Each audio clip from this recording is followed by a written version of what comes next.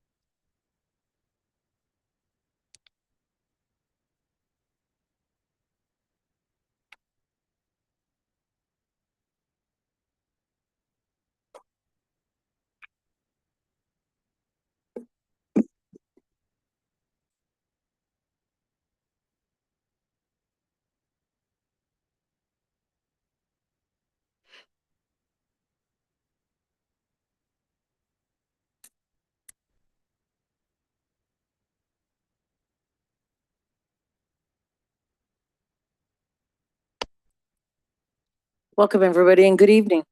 Today is Tuesday, May 6, 2025, and the time is 6 p.m. I will now call to order the regular meeting of the following will come to order: the Victorville City Council and the same council sitting as the Victorville Library Board of Trustees, the Southern California Logistics Airport Authority, successor agency to the Redevelopment Agency, the city as a housing asset successor, Joint Powers Finance Authority, and the Victorville Water District. Madam Clerk, will you kindly call the roll? Councilmember Godin is absent. Councilmember Irving? Present. Councilmember Jones? Here. Mayor Pro Tem Harriman? Here. Mayor Becerra? Here. We have quorum. Thank you. At this time, we'll do closed session announcements by our city attorney, Mr. DeBernowski. Thank you, Mayor Becerra. We had two items this evening, both dealing with real estate related acquisition of water rights. Item A dealt with the property owned by Joan Paulstell Binescroft, and item B dealt with the property owned by the Binescroft Family Trust.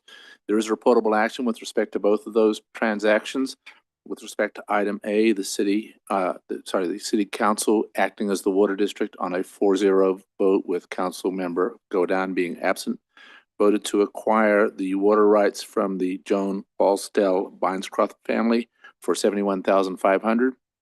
With respect to item B, the city, again acting as the water district with council member Godin being absent, voted 4-0 to acquire the water rights from the Binescroft Family Trust for a purchase price of $536,250.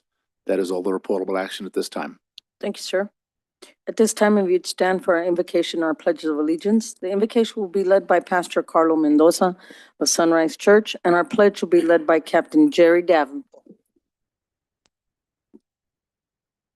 Thank you. Good evening, Madam Mayor, Honorable City Council, community members. Please join me in a word of prayer. Heavenly Father, we come to you in the name of Jesus, and we thank you for this meeting, for another opportunity to gather and in a very civilized and a organized manner, bring business to the forefront. And we thank you for the collective wisdom represented in this room. We thank you for all the hard work and the love that have just been on display through the decisions. We pray for the recommendations, the hearings, the comments, everything, Lord, that will be presented, that it would be done in a honorable way to you and to one another. We thank you, Lord, for your word that reminds us that the greatest commandment is to love the Lord our God with all our heart, soul, mind, and strength, and to love our neighbor as ourself. So may that be on display this evening. So bless our time in Jesus' name. Amen. Amen.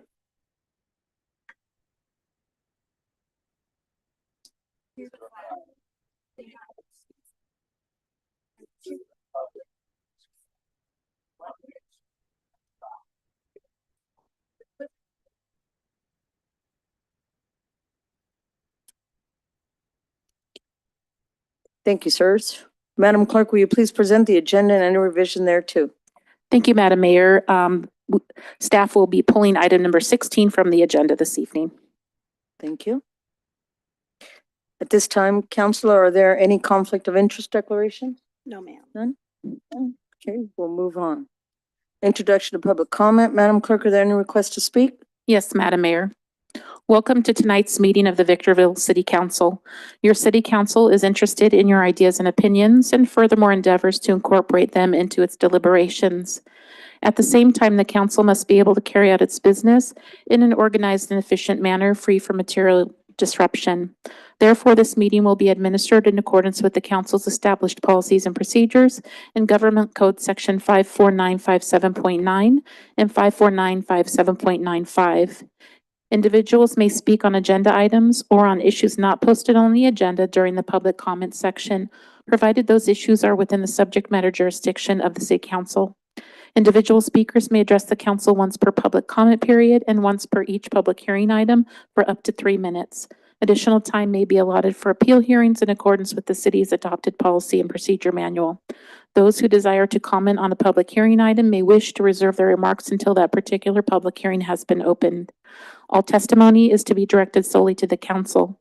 Although open meeting laws do not permit council members to engage in dialogue with any speaker during the public comment period, please know your comments and questions may be taken into consideration by council members when discussing the particular agenda item. The presiding officer may briefly respond or have staff respond to statements or questions, or may request that the staff report back to the council at a subsequent meeting. Speakers are requested to comment as briefly as the subject permits. Once comments are invited, the speaker will be called on by name and then recognized by the presiding officer. The speaker will state the item number that will be addressed or that the subject is a non-agendized matter. Audience members may not disrupt, disturb, or otherwise impede the orderly conduct of this meeting, and those who do are subject to removal from the meeting pursuant to Penal Code 403. Your understanding and cooperation are appreciated. Our first speaker this evening is Valerie Cazares on a non-agendized item.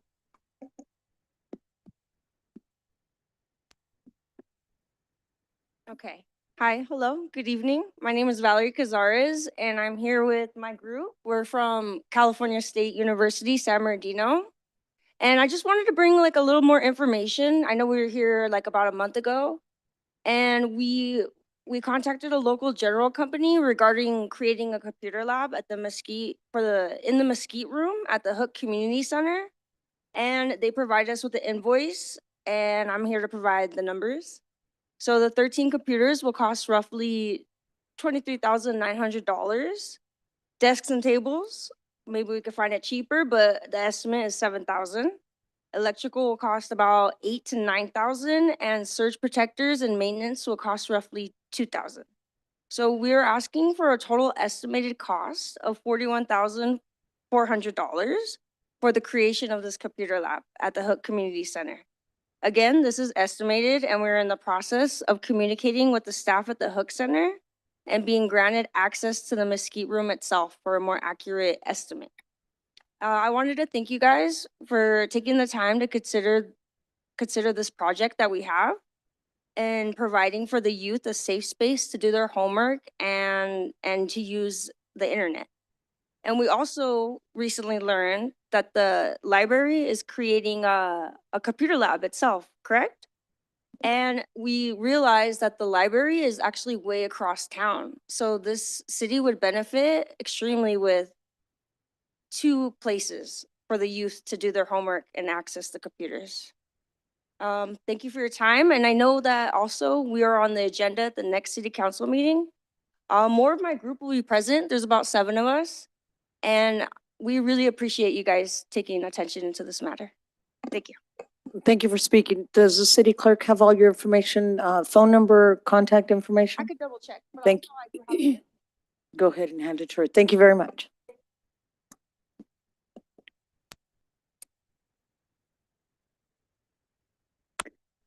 Madam Mayor, there are no additional speaker cards this evening. However, we did receive one public comment received via email, and that was distributed to the council and posted to the website. Thank you very much. We'll move on to public hearings. Our first business in order. Item 1, compliance with Assembly Bill 2561, local employee vacancies, recruitment and retention efforts. Mr. Metzler, would you kindly introduce this item? Thank you, Madam Mayor and members of the council. Assembly Bill 2561 is a new law signed into law by the governor last year in 2024, requiring agencies across the state of California to publicly present on the status of position vacancies that exist within the respective public agency organizations. And so to comply with this new law, we've provided you with the information certainly contained within the staff report, but we also have presentations from both your Human Resources Officer and also the President of Victorville Professional Firefighters, Local 3710, Mr. Marcus Lynch. And so with that, I would like to turn it over to your Human Resources Officer, Ms. Heather Barber, who will then, upon completion, turn the mic over to VPF President Marcus Lynch. Thank you, Mr. Metzler. Good evening, Madam Mayor and members of the council. Tonight, we'll be presenting information regarding the status of the City of Victorville vacancies, recruitment, and retention efforts. This presentation satisfies the obligations of Assembly Bill 2561 that are codified into Government Code Section 3502.3 of the Myers-Milius-Brown Act. As Mr. Metzler said, once I'm done with my presentation, Mr. Marcus Lynch, the president of our union, Victorville Professional Firefighters, will come up to make a presentation as well.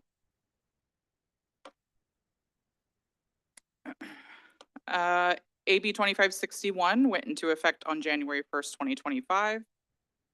There's a statewide interest in ensuring that public agency operations are appropriately staffed and that high vacancy rates do not undermine public employee labor relations. The MMBA, or Myers-Milius-Brown Act, authorizes local public employers, as defined, to form, join, and participate in the activities of employee organizations of their own choosing for the purpose of representation on matters of labor relations. Annual obligations of AB 2561 include the following. A public agency shall present information on the following during a public hearing before the City Council at least once per fiscal year before the final budget is adopted, to include the status of vacancies, recruitment and retention efforts, and any necessary changes to policies, procedures, and recruitment activities that may lead to obstacles in the hiring process. If the vacancy rate is at least 20% in a bargaining unit, additional obligations may apply. As of December 31st, 2024, which is the agreed upon date between the city and the union, the vacancy rate for Victorville Professional Firefighters was 13.9%. So we did not hit that 20% threshold. At this time, we are the only public agency in our local region who has presented information to the council to comply with AB 2561.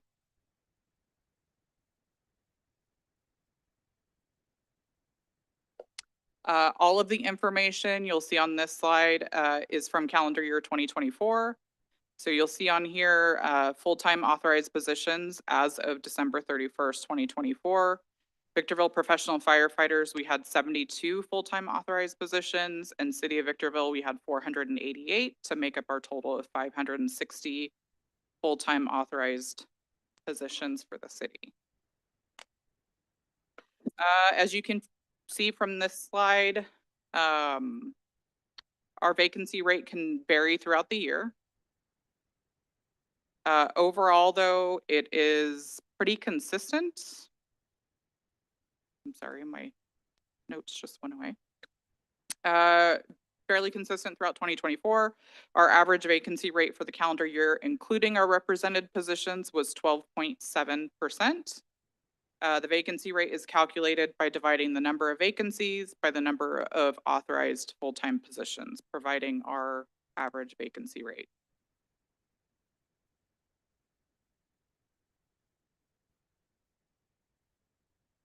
On this slide, you can see at December 31st, 2024, Victorville Professional Firefighters, we had a total of 10 vacancies. Their vacancy rate was 13.9%. City of Victorville, we had 69 vacancies. Our vacancy rate was 14.1%. I would like to point out that while the vacancy rate for Victorville Professional Firefighters was 13.9 on December 31st, we actually held firefighter paramedic interviews in March. At this time, we have 8 candidates in the background process. Additionally, we are opening a recruitment for fire engineer in May with the intent to fill the 2 vacant engineer positions. By filling the 8 FFPM positions and the 2 engineers, we would be down to 0% vacancy rate for our firefighters. As of April 11th, just recently, the city had total vacancies of 49, not including represented positions, with a vacancy rate of 10%. So we have dropped slightly from that December 31st rate. The city currently has 24 vacant positions that are in the recruitment process. Filling those 24 vacancies would bring us down to 5% vacancy rate.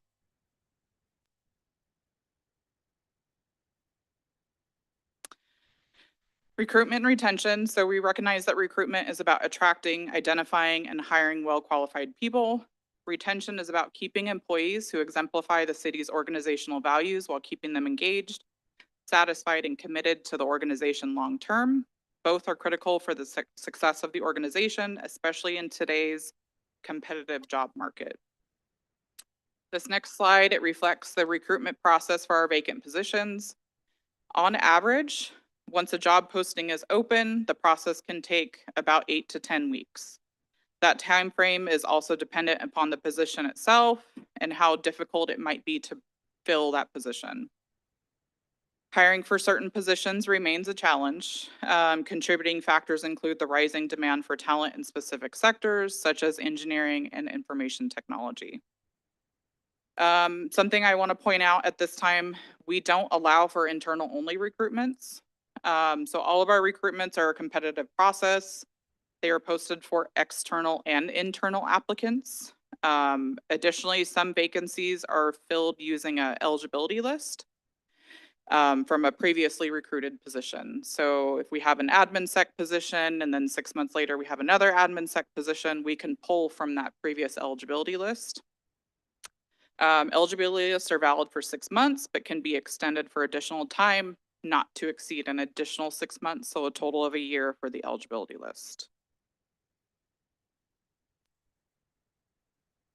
This is a look back at 2024. So in 2024, the city had a total of 98 position vacancies created for different reasons, including newly budgeted positions, separations, retirements, transfers, and promotions. We had a total of 67 job postings and received 4,443 applications that had to be screened. We were able to fill 92 vacancies, which is an average of 7 vacancies filled per month. Just some information on our vacancy data. So in 2024, we had 19 voluntary separations, 31 newly budgeted positions. Some of these newly budgeted positions were actually left over from previous fiscal year budgets. We had 12 retirements, terminations, or transfers, and 36 promotions, totaling 98. Our annual staffing turnover rate was 3%. A different way to represent that number is that our retention rate was 97%, reflecting a strong ability to retain employees. I would like to point out that tracking vacancies citywide has helped us adjust our approach in the number of positions requested at the time of the budget. Additionally, we are looking at ways to improve and enhance the overall recruitment process to bring qualified and quality candidates to the organization. A couple of things that we do for recruitment and retention. When it comes to recruitment and retention, the city incorporates several retention strategies and continues to explore programs and incentives to retain employees by keeping them engaged, satisfied, and committed. Couple things we do currently. So some of our employees work a 980 schedule, so it's a flex schedule, so they have every other Friday off. We offer career development opportunities. We recently launched our Aspiring Leaders Mentorship Program. We offer tuition reimbursement where employees are able to receive reimbursement for the cost of education programs directly related to their occupational field. Employee recognition. So we host our annual service award celebration and recognize their years of service. The city hosts several employee engagement events throughout the year, including Jersey Days, Bring Your Child to Work Day. We have a health fair, walking challenge. We recently hosted our first financial awareness day. We have Victorville 101 bus tours. And then we just had our State of the City watch party. We offer hybrid telework options to eligible employees to help them balance work and life, personal life. We have an employee assistance program, and we also have an employee gym that can be used outside of normal working hours. Additionally, for recruitment, our recruitment team is proactive in seeking job fair opportunities to attend. Last year, we attended several job fairs at Cal Poly Pomona, University of Redlands, and then we attended one through the Pathways to Success with Victorville Motors.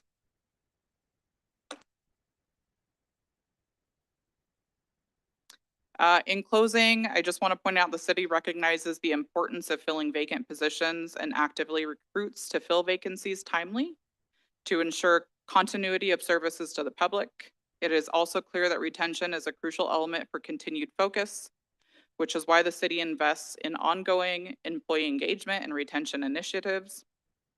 By continuing to invest in employee engagement, wellness, professional development, and recognition, the city can continue to foster an environment where talent thrives.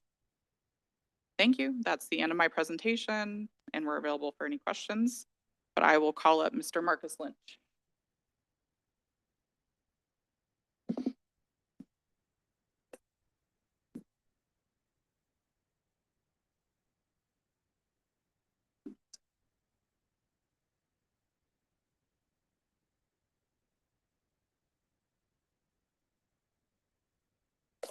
Well, good evening, Madam Mayor, City Council, and City Leadership. While I'm waiting for the PowerPoint to come up, I'd just like to take this opportunity to thank you guys for hearing from the Victorville Professional Firefighters. For those of you that don't know me, my name is Marcus Lynch. I'm the president of the Victorville Professional Firefighters. And it looks like it came up just in time there. So once again, thank you for taking the time to hear directly from the Victorville Professional Firefighters. Before we dive too much into my slides here, I want to reaffirm why we're here, and that's our commitment to this community and the city of Victorville and its citizens. So our commitment to Victorville, the Victorville Professional Firefighters are proud to protect and serve the community. We're committed to maintaining the highest standards of public safety, but staffing challenges threaten that mission. With your support, we can strengthen our department and continue to develop our service to our citizens, that which they deserve. So we're proud to serve the community, but as I stated, the staffing challenges are becoming kind of more and more of an issue for us. This isn't something that's just dedicated to the city of Victorville. This is going to be across the nation with the fire service. And as we've just learned, even with the city in general, hiring right now is definitely a problem for us. So let's take a look at our staffing levels. So as of December, it should be 31st, I apologize, 2024. We did have 10 total vacancies. We had 2 in our captain rank. We had 7 total in our firefighter paramedics, and we had 1 in our firefighter EMT, which is actually an underfilled position for one of the paramedic spots. Currently, we're still at 10 vacancies, and we've sent 4 of our EMTs to paramedic school. So we're actually backing those positions up with our line personnel. Not necessarily vacancies, but it is something that's still causing force hires for our people. I would like to point out, we do have those 4 that are in medic school. They're doing a phenomenal job as they're progressing through. They're all 4 at the top of their class, which will breed very good paramedics by the time they do graduate, hopefully by the end of summer, I believe. So these vacancies are a result of recruitment issues as well as member retirements or members leaving for other agencies.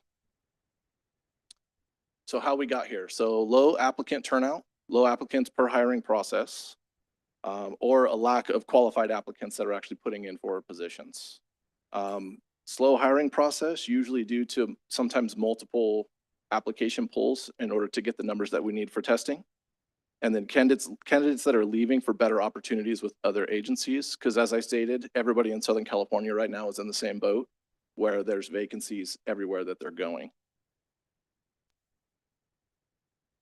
So the result of this is a toll that it takes on our firefighters. So for our firefighter paramedic rank, right now they're experiencing anywhere between 3 and 5 extra shifts monthly through our force hire process.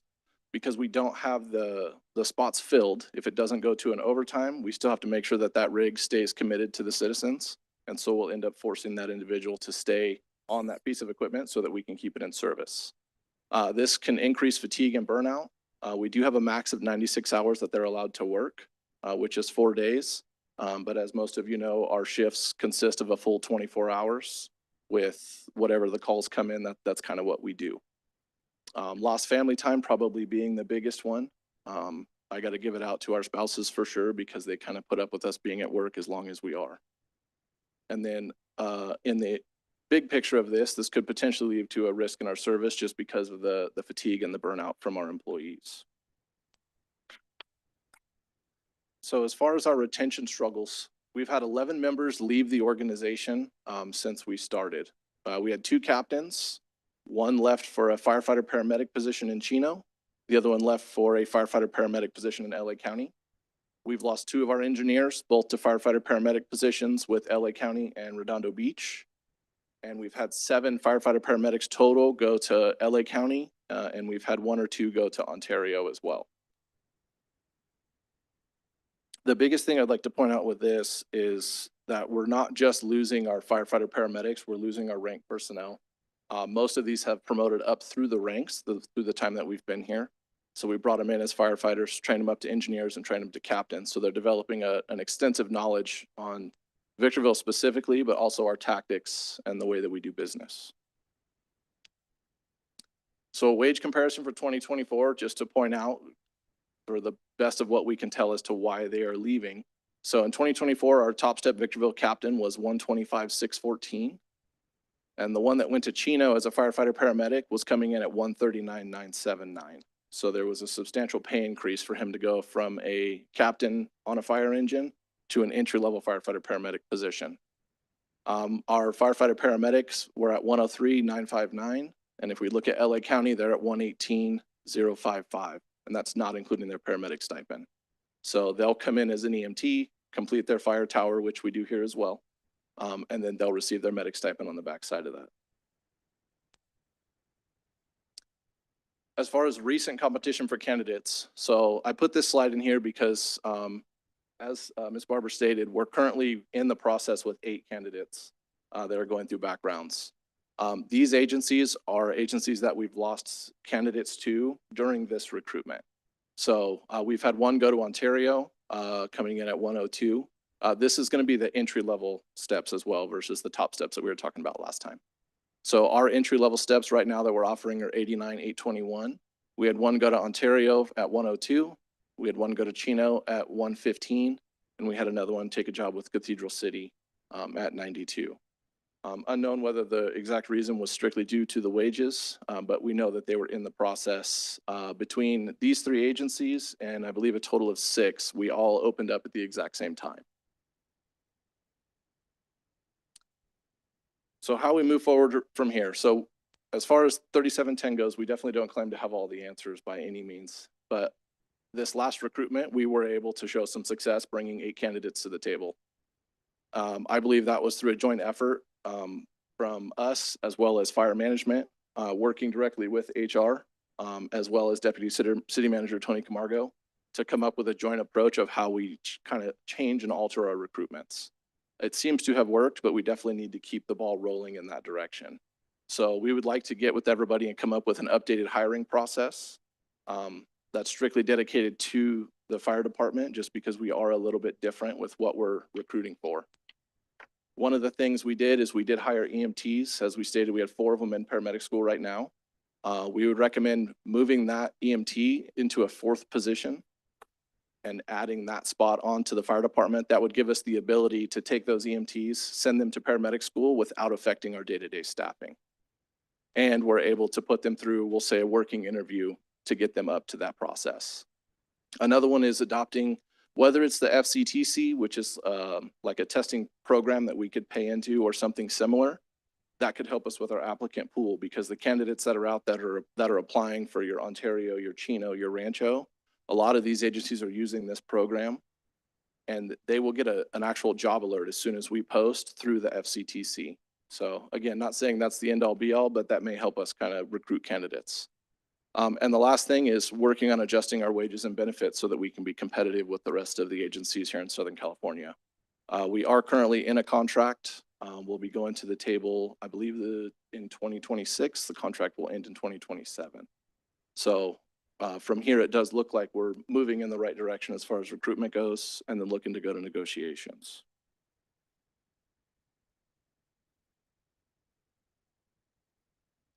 So in conclusion, with your support, we can protect Victorville's public safety in future. We need your partnership to modernize our recruitment process, improve retention efforts, offer competitive wages, and together we can secure the future of Victorville's public safety. At the end of the day, it's all about protecting our citizens and ensuring Victorville remains a community people are proud to serve. Thank you for your time today.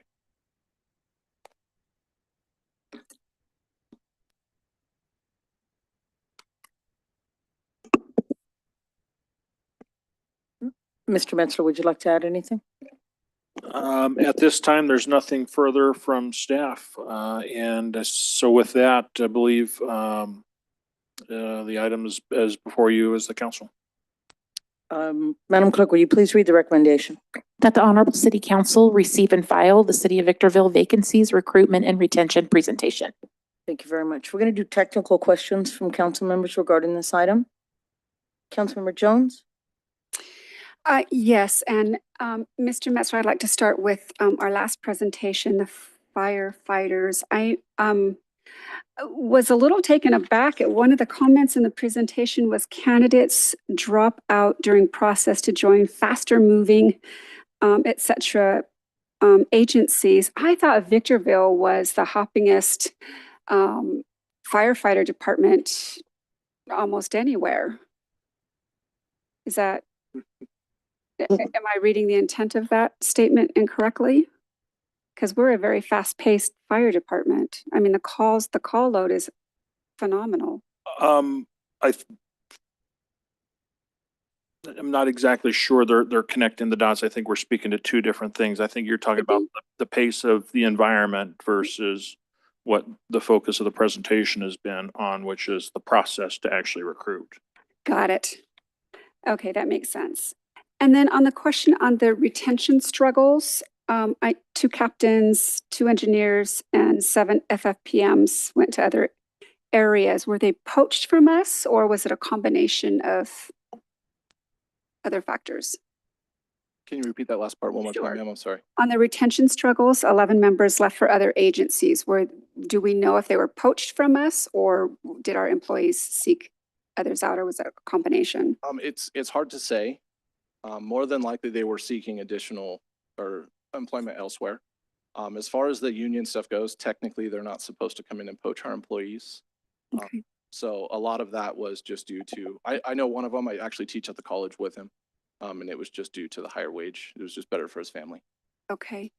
And then, Mr. Metzler, if you could refresh my memory, I know that time flies, but it seems like it wasn't that long ago that we did a complete wage analysis for our firefighters, so that we could be more competitive and attractive to people. Has it changed that much in such a short period of time? I don't know that it's changed. And what I can tell you is that as a function of the existing MOU, we are required to begin the salary survey process, I believe, next year, basically at the 1-year anniversary before the expiration of the MOU. And I believe the MOU expires summertime of 2027.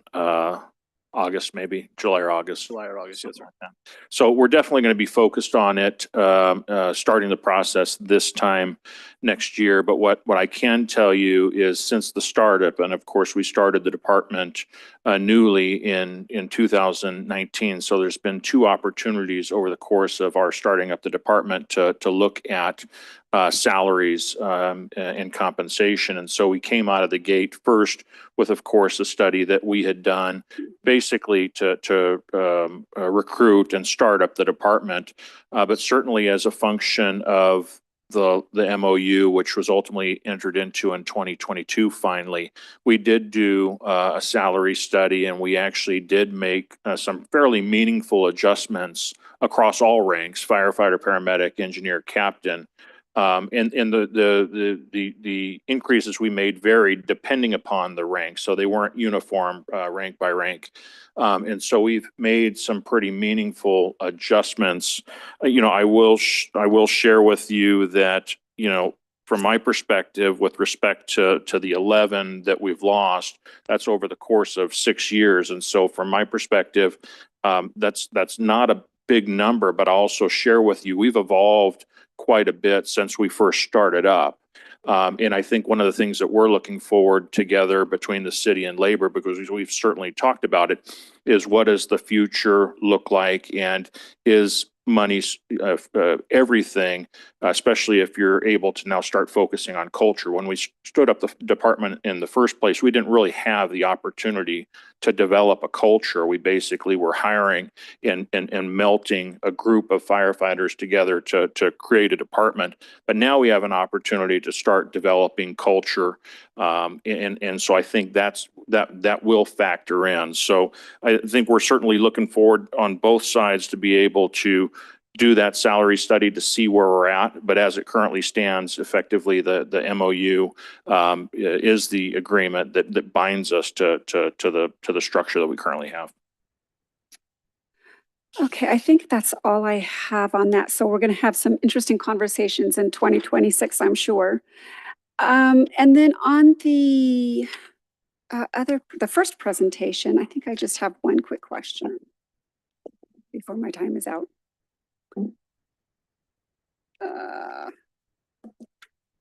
So the median time on at slide number 8 to fill vacancies is 192 days. Does that include the positions that might, for lack of a better word, there's no urgency in filling it, and so they kind of sit? Does that? Your time is up. Thank you, Madam Mayor. I'd like to answer that if I can. I'm just trying to get caught up. It's on slide 8. But you referred to 192 days. The bottom, right here. This one. I have a question too on that. Page 8, the handout. The highlighted is my writing. It wasn't in there. Okay, I'm sorry, I was looking at the wrong page. And so, well, I would certainly say that's not a reflection of positions being less valued or important, but I'm certainly going to ask Heather Barber to speak to that. Yes, thank you. So that 192 does include all the positions that we had open. So some of the positions that sat vacant that we weren't recruiting for, it Right. includes that. Right, that's what I thought. Yeah. All right, thank you. Thank you, Madam Mayor. Councilwoman Irving? Well, this is a lot of information to digest. I would like to speak to the firefighters presentation. And this this comment or question is to Mr. Metzler. I'm sorry? The four strategies on how to move forward. Is there a way that we can streamline the process for the hiring process? And I'm also, this candidate testing center, I'm familiar with that strategy to help facilitate recruitment. What does that look like for us moving forward? Certainly, that's something all we're going to evaluate. There's certain elements of the recruitment process that I think are very difficult to accelerate. And when I say that, I'm speaking to the background checks that effectively the firefighters do have to go through. Just to kind of walk through, because there's elements on here there's elements that are not on here that I think that the council should be aware of as well that could subject us to potentially losing a candidate. And so, of course, when we recruit, we've got the noticing, we've got the marketing, and we have been working with labor to do that jointly to try to cast a wider net in terms of the recruitment. But the testing process, certainly the testing center, that's something we're going to look at as well to try to accelerate that. But even as we get to the point where we've gone through, whether it's the actual physical testing or the interview testing, once we get to the conditional state of offer, we still have a period of time where conditional offer is made, but then we have to subject the applicant to a fairly extensive background check, and that can take some time. And so that's probably the harder element to compress in terms of time, just in large part because of the demand that we're seeing in the industry for background investigators to actually conduct these works, and they're pretty exhaustive. But that being said, once we can actually get an individual through the background and presuming they've passed, then we still have the academy, ultimately, once they come on board, the academy to get through. And so one of the challenges that we've experienced over the time isn't so much getting the candidate through the testing process, but also through the background. We've certainly seen candidates fall through in the background process, but we have seen candidates also fall through in the academy, which has kept that vacancy number high as what we're experiencing. So it's very complicated, very difficult. In many cases, we've had recruitments where we didn't feel close to what was, fully subscribed in terms of vacancy, in large part because we just didn't have success getting somebody through that entire process. But we are committed to working closely with, and we work well with labor to do everything we possibly can to shorten that timeframe. Okay, I understand that. I mean, I know that we're all committed to public safety, and law enforcement and fire are essential to any thriving community. So I would like to encourage you all to continue to work. And I do believe that we'll find a solution to help And I'll share with you, and I think this, retain. I'm sorry to interrupt, and I think one of the things that I'm especially looking forward to, and I certainly believe labor is looking forward to it as well, and it kind of speaks to that culture that we're trying to create. We shared with you maybe a year or two ago now, I'm losing track of time, but we also entered into a relationship with labor in terms of a side agreement to the existing MOU where we created that FF firefighter EMT position. And that was done in large part to recognize some of the challenges that we were having in terms of being able to fill the PM roles, in large part because the PM role there's such a high demand. I mean, there's no denying that. And we actually have found great success with the EMTs coming in, being able to get that position in sooner. And as Mr. Lynch mentioned, we're actually sending some of those folks to their paramedic school, and they'll eventually become our paramedics. That's one step towards building a culture that I think ultimately gets a department more culturally rooted to this community. One thing that we've talked about and we're ultimately going to work closer towards is expanding the entry level into the city by having an Explorer type program where we're actually directly connected with the high school. So effectively, you can have folks working with us in the Explorer program through the high school. The FFEMT is a role that's much quicker to achieve in terms of certification than PM. But there is a large vision to have a department even more closely rooted with this community, effectively having a homegrown build-up eventually in such a way where they can grow through the ranks. Okay, thank you very much. With regard to Ms. Barber's presentation, I think the strategies that you provided are meaningful as it relates to recruitment. And this is a comment. I'll save my comment for later. Thank you. There is no comment later. Oh, there isn't? Oh, so I think they're meaningful. I personally know that quality candidates find the agency very attractive. And so I appreciate you for addressing some of the obstacles, but I think you have strategies that what am I trying to say? Meet the challenge. So thank you for your presentation. Thank you. Thank you, ma'am. Thank you, ma'am. Mayor Pro Tem Harriman? Yeah. First of all, I want to thank all the firemen for everything they do and put their lives on the line. And I've said this many times, my son's a firefighter. This is one of his instructors right here, Mr. Lynch. And I'm very proud of him. Since we can speak, comments, as well as questions, 25% or fewer are showing up to the testing? Yeah, so we've had multiple recruitments over the last 6 years. Our last recruitment was probably, I would say, the most successful one that we have had. In the past, we will have about 25% is a pretty liberal number for the most part. But again, they're either not qualified employees, so they're removed through the process, or they're just no call, no show. Now, it was my understanding, is hiring a lateral, is that speeding things up at all? So our laterals can speed things up.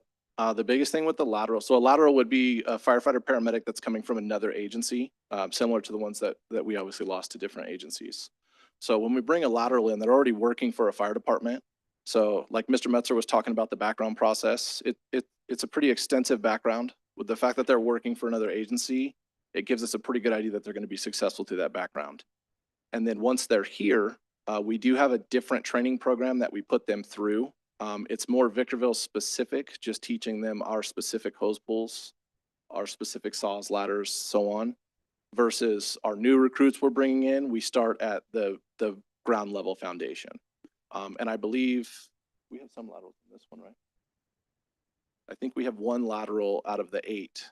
We had a couple more that had applied, but again, I think we lost I think one of those was the one that went to Chino. And it's almost like a real estate market, you know, when there's not as many houses, the cost of housing goes up. And I gotta say, I am so proud of this fire department. It's been my goal to have the best equipment that we could get for you guys. And I think the city man, I think we've done good with that. But I think the next move is, because we're busy. And my son interned at 311, and he's now down where it's busy also in Riverside County. And, you know, everyone knows that Victorville is busy. So it takes a lot of grit, and it really takes people that want to be a fireman to do that.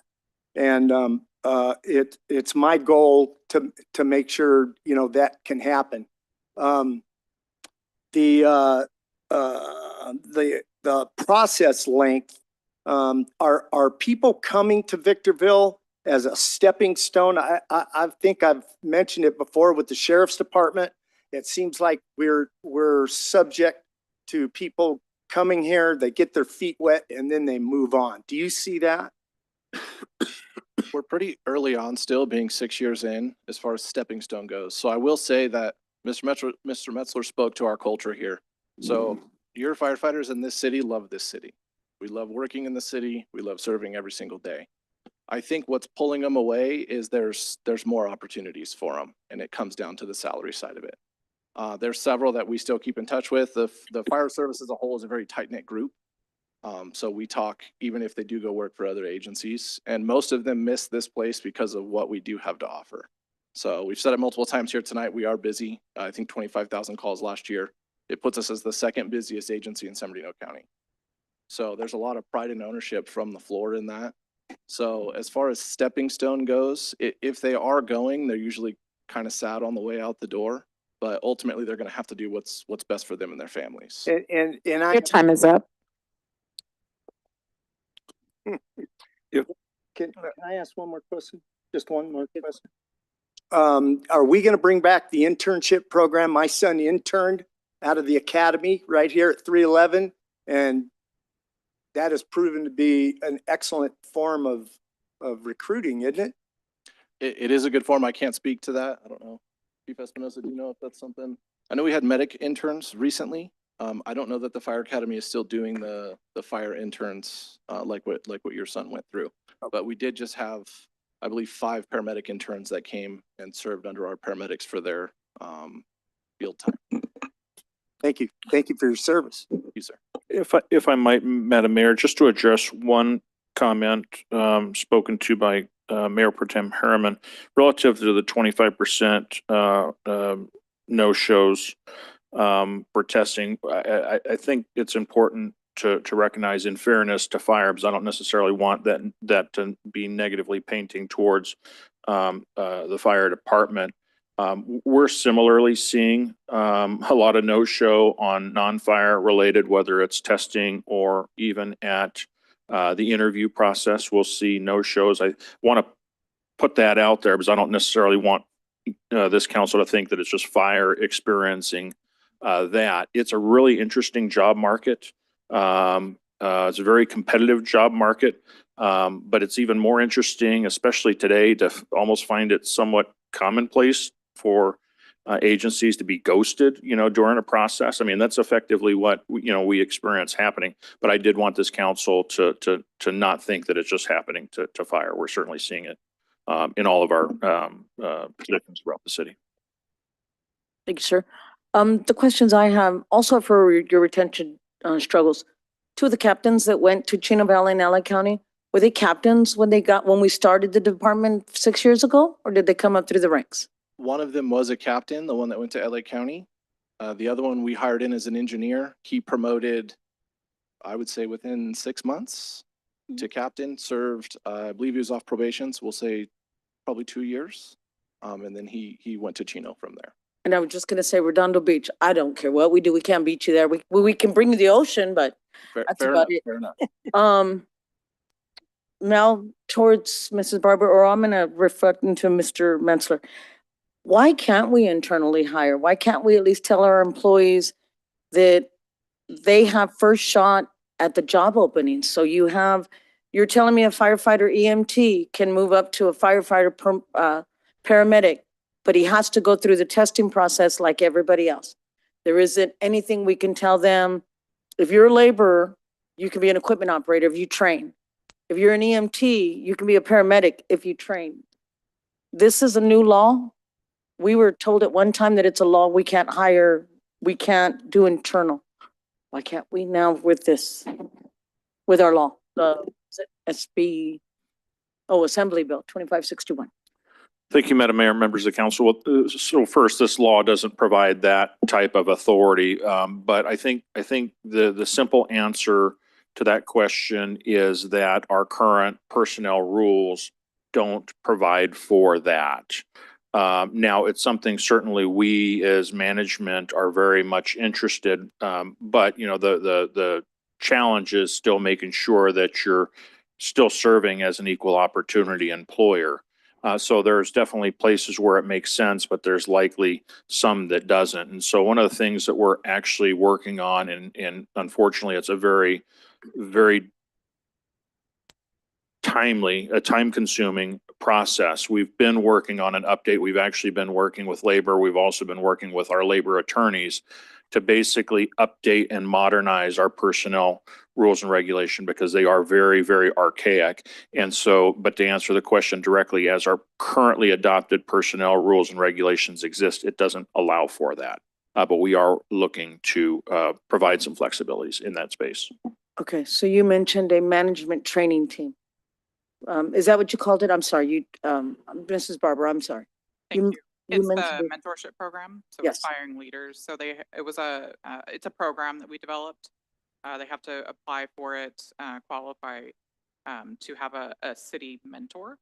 Employees only, right? Not outside. So we're training these people, we're spending time, we're mentoring them, and yet they still have to go to the beginning and start. Okay. Thank you very much, Mr. Metzler, for revisiting the personnel rules on internal vacancies being filled.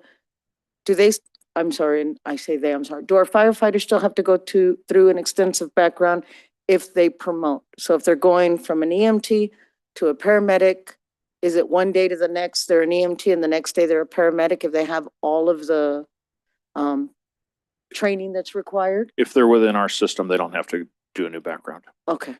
So internally, telling our employees of all sides, there is a chance that it's just going to be in-house because we have 15 employees that Your qualify. time is up.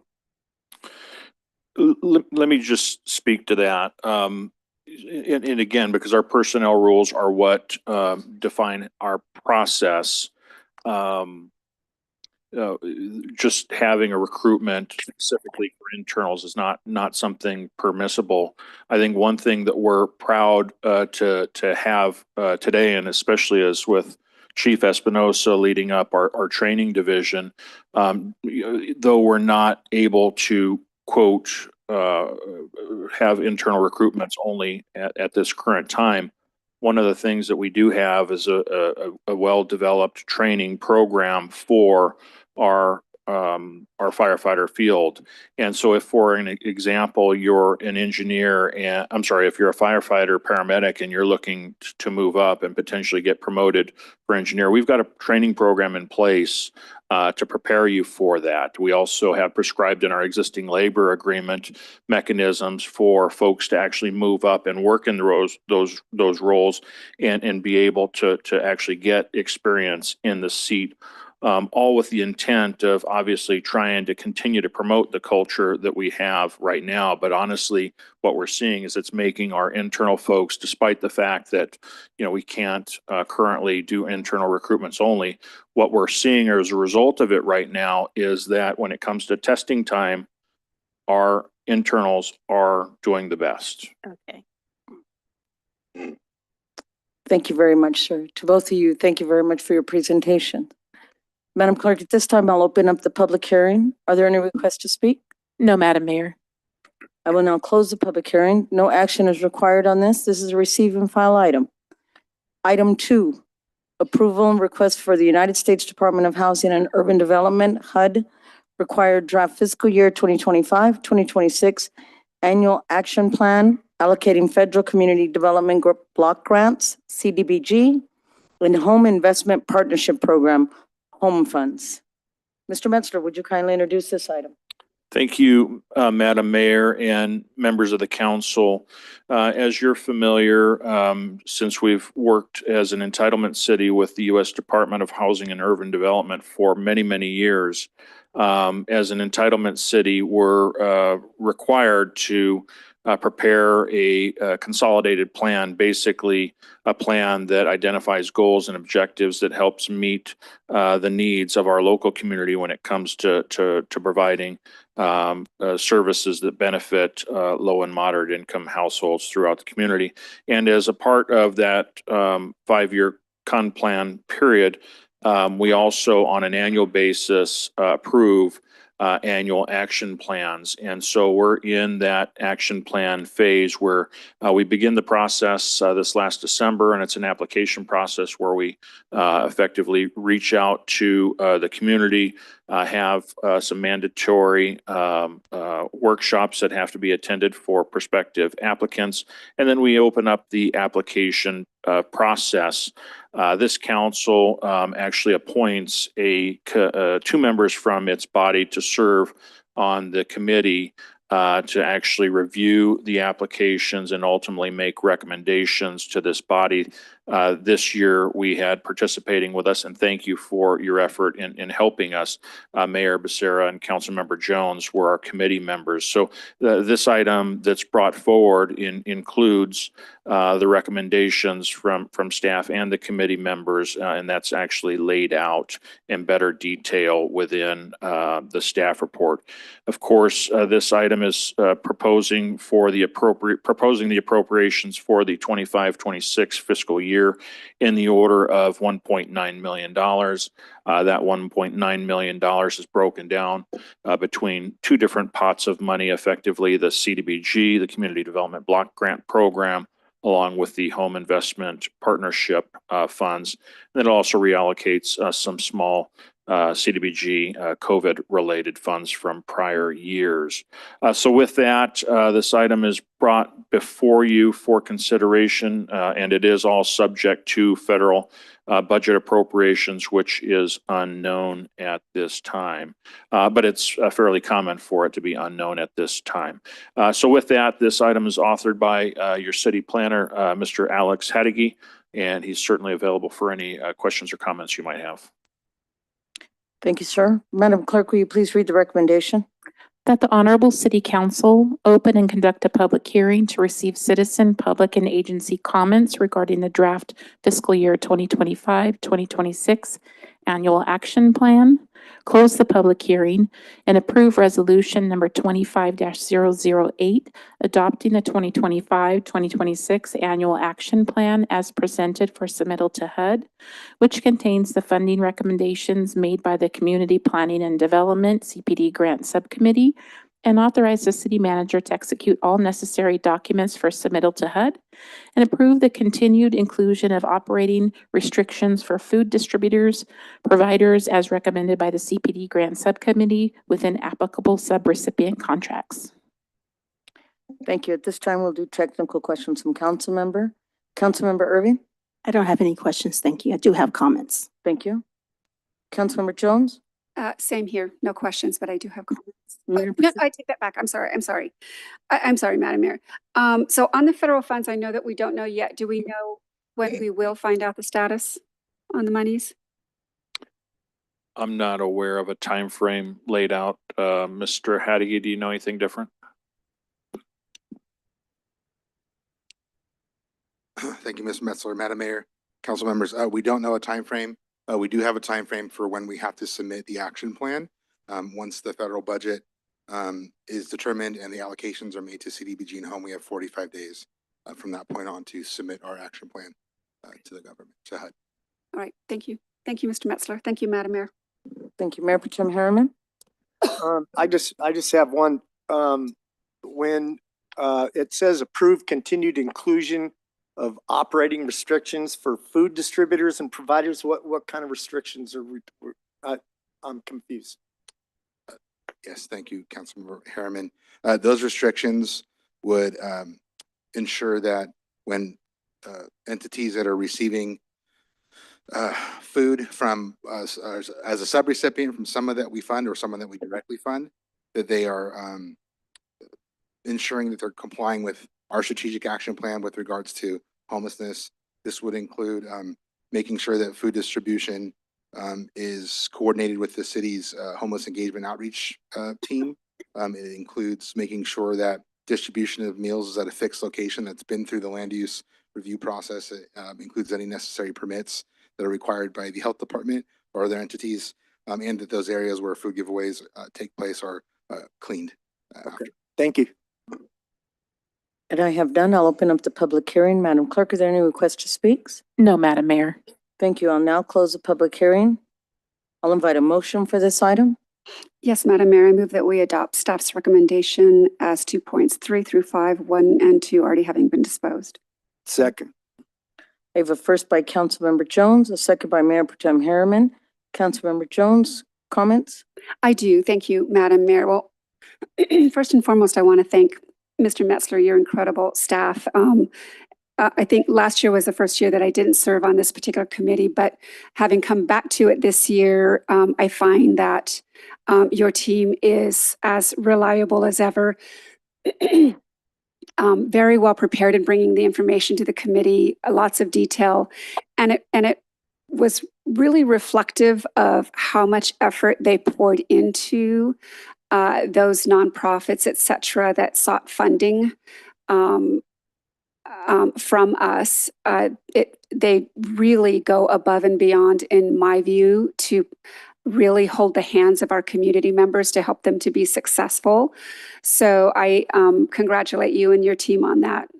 Of course, I am glad to see that the committee came up with the recommendations. I think it's very well-rounded. We've got some very, very, very reliable organizations continuing to do work for the city and for our constituency here. So again, hats off to all of those people that I hope are going to be awarded what we have presented before us. Thank you, Madam Mayor. Thank you. Mayor Protem Harriman, comments? I have none. Councilwoman Irving, comments? Yes, my comments are in order with Councilmember Jones. I do want to say thank you to staff for the hard work in preparing the annual action plan. And also, I want to say thank you to you, Mayor Becerra, and to my colleague, Member Jones, for your effort in this process and making the recommendations for the allocation of these funds. Thank you. Ditto on the comments. Staff, job well done. Alejandro, you and your staff, good job, Mr. Metzler. That's why you hired, like you just told us the way you hired. So thank you very much. Madam Clerk, will you take the vote, please? Councilmember Irving, Yes. Councilmember Jones, Aye. Mayor Protem Harriman, Yes. Mayor Becerra. Yes. Motion passes with Councilmember Godin being absent. Thank you. We've now taken action to approve points 3 through 5 of staff's recommendation as presented on the agenda. Item 3, block wall and automatic gates for well sites 137, 203, 207, and the Stoddard Well Pump Station project. Approve notice of exemption and award construction contract. Mr. Metzler, would you please read the recommendation? Thank you, Madam Mayor and members of the council. This item is brought forward to you as a result of our master plan. In our water master plan, it defines a number of improvements, capital improvements, along with physical improvements related to a number of the facilities. Of course, the water system that we own and operate includes everything from water reservoirs to water pumps to hundreds of miles of water distribution pipeline throughout the city.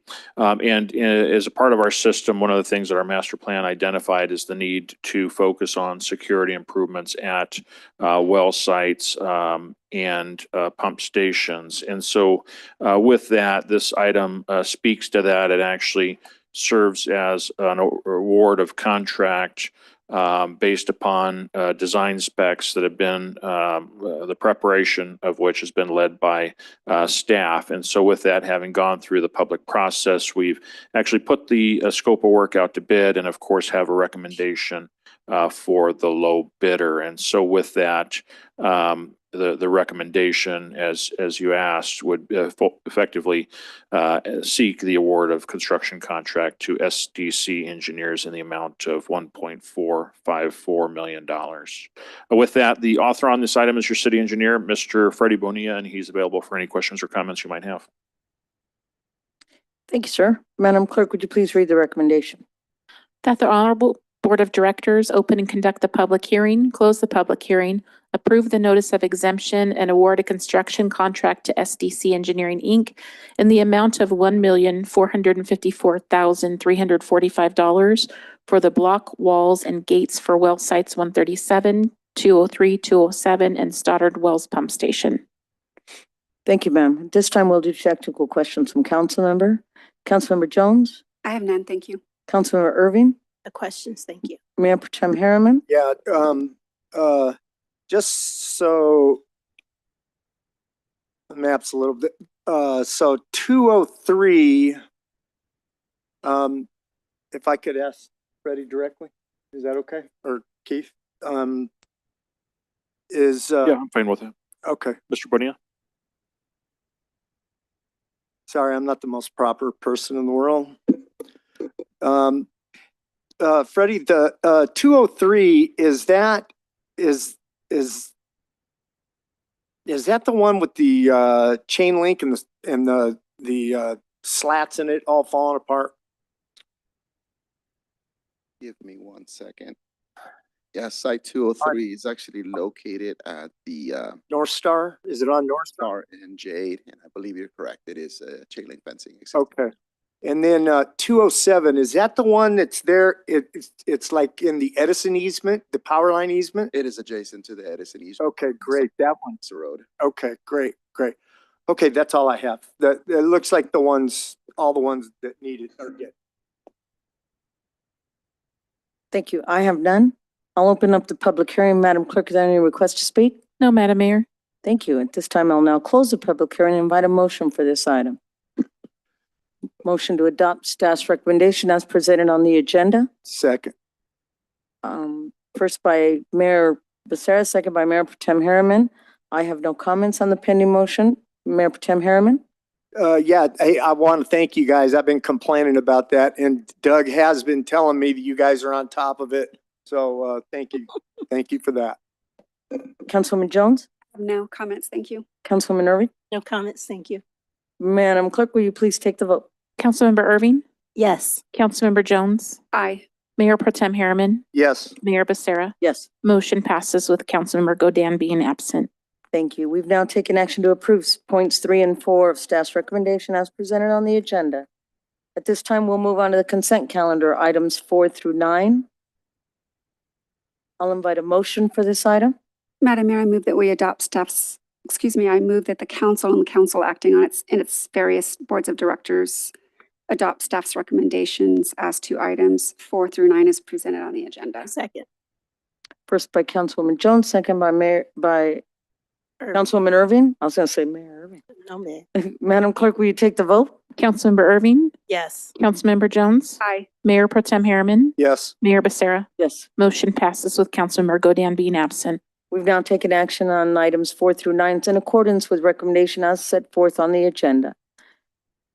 We'll move on to rent communication, item 10, Sewer System Management Plan, SMP 2025 update. Mr. Metzler, would you kindly introduce this item? Thank you, Madam Mayor and members of the council. The SSMP is the Sewer System Management Plan, and it serves, its primary purpose is to establish a structured plan and timeline for the proper operation, maintenance, and oversight of all the components within the sanitary sewer system. And so effectively, we're talking about the citywide collection system, the collection system that ultimately conveys sewage through the community to the treatment works, whether it be the regional treatment plant or the SCLA treatment facility. And I think the simplest way to characterize the SSMP is that this is the management document that we rely on and work towards to ultimately help avoid SSO, which is sanitary system overflows, which we have had in the past. And effectively, this is a plan that really focuses on helping us mitigate the possibility of SSOs happening into the future. And so with that, this item particularly is updating the existing SSMP, and it also identifies a number of physical improvements along with a number of operating plan improvements as we move forward from the 2025 plan year. So with that, this item has been co-authored by your city engineer, Mr. Freddie Bonilla, along with Mr. Doug Matthews, which is the Director of Public Works and Water. Mr. Matthews is not here, so to the extent there's questions directed to him, Mr. Juan Robinson, our Assistant Director of Public Works, is here to answer those questions. So with that, I'll yield back to you, Madam Mayor. Thank you. Madam Clerk, would you please read the recommendation? Staff recommends that the Honorable City Council adopt Resolution number 25-038 to approve, adopt, and recertify the city's 2025 updated sewer system management plan. Thank you. At this time, we'll do technical questions from Councilmember Irving. I don't have, this is for clarification. I think we discussed this, Mr. Metzler. This plan is updated, or this document is updated every never mind, I see it. 6 years. Right, okay, thank you. That's it. That's it. Thank you. Councilwoman Jones? I have none, thank you. Mayor Pro Tem Harriman? I have none. And I have none. I'll invite a motion for this item. Motion to adopt staff's recommendation as presented on the agenda. Second. First by Mayor Becerra, second by Mayor Pro Tem Harriman. I have no comments on the pending motion. Mayor Pro Tem Harriman? I have none. Councilwoman Irving? No comments, thank you. Councilwoman Jones? No, thank you. Madam Clerk, will you take the vote? Councilmember Irving, Yes. Councilmember Jones, Aye. Mayor Pro Tem Harriman, Yes. Mayor Becerra. Yes. Motion passes with Councilmember Godin being absent. We've now taken action to approve staff's recommendation as presented on the agenda. Item 11, approval of construction professional services provider agreement for the City of Victorville's Water Master Plan Update 2025. Mr. Metzler, would you kindly introduce this item? Thank you, Madam Mayor and members of the council. It's that time again to consider updating the master plan for your water delivery system. And as you probably already know, the Water Master Plan is prepared to serve as an evaluation of the water system and a forward look into the future as to the capital and operating needs for the system. There's one scope of work identified in this item, particularly that's new to our master plan, and there'll be a plan for the SCADA system, which is basically the technological elements that help automate all of the works of the water system. And so with that, we've actually solicited through an RFP process for the scope of work. We actually received 5 respondents with a recommendation of an award to one of the 5 respondents. And so with that, this item has been authored by your city engineer, Mr. Freddie Bonilla, and he's available for any questions or comments you might have. Thank you, sir. Madam Clerk, would you please read the recommendation?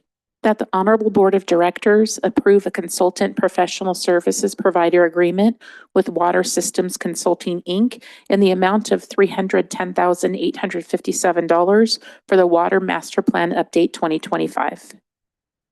Thank you. At this time, technical questions from council member. Mayor Pro Tem Harriman?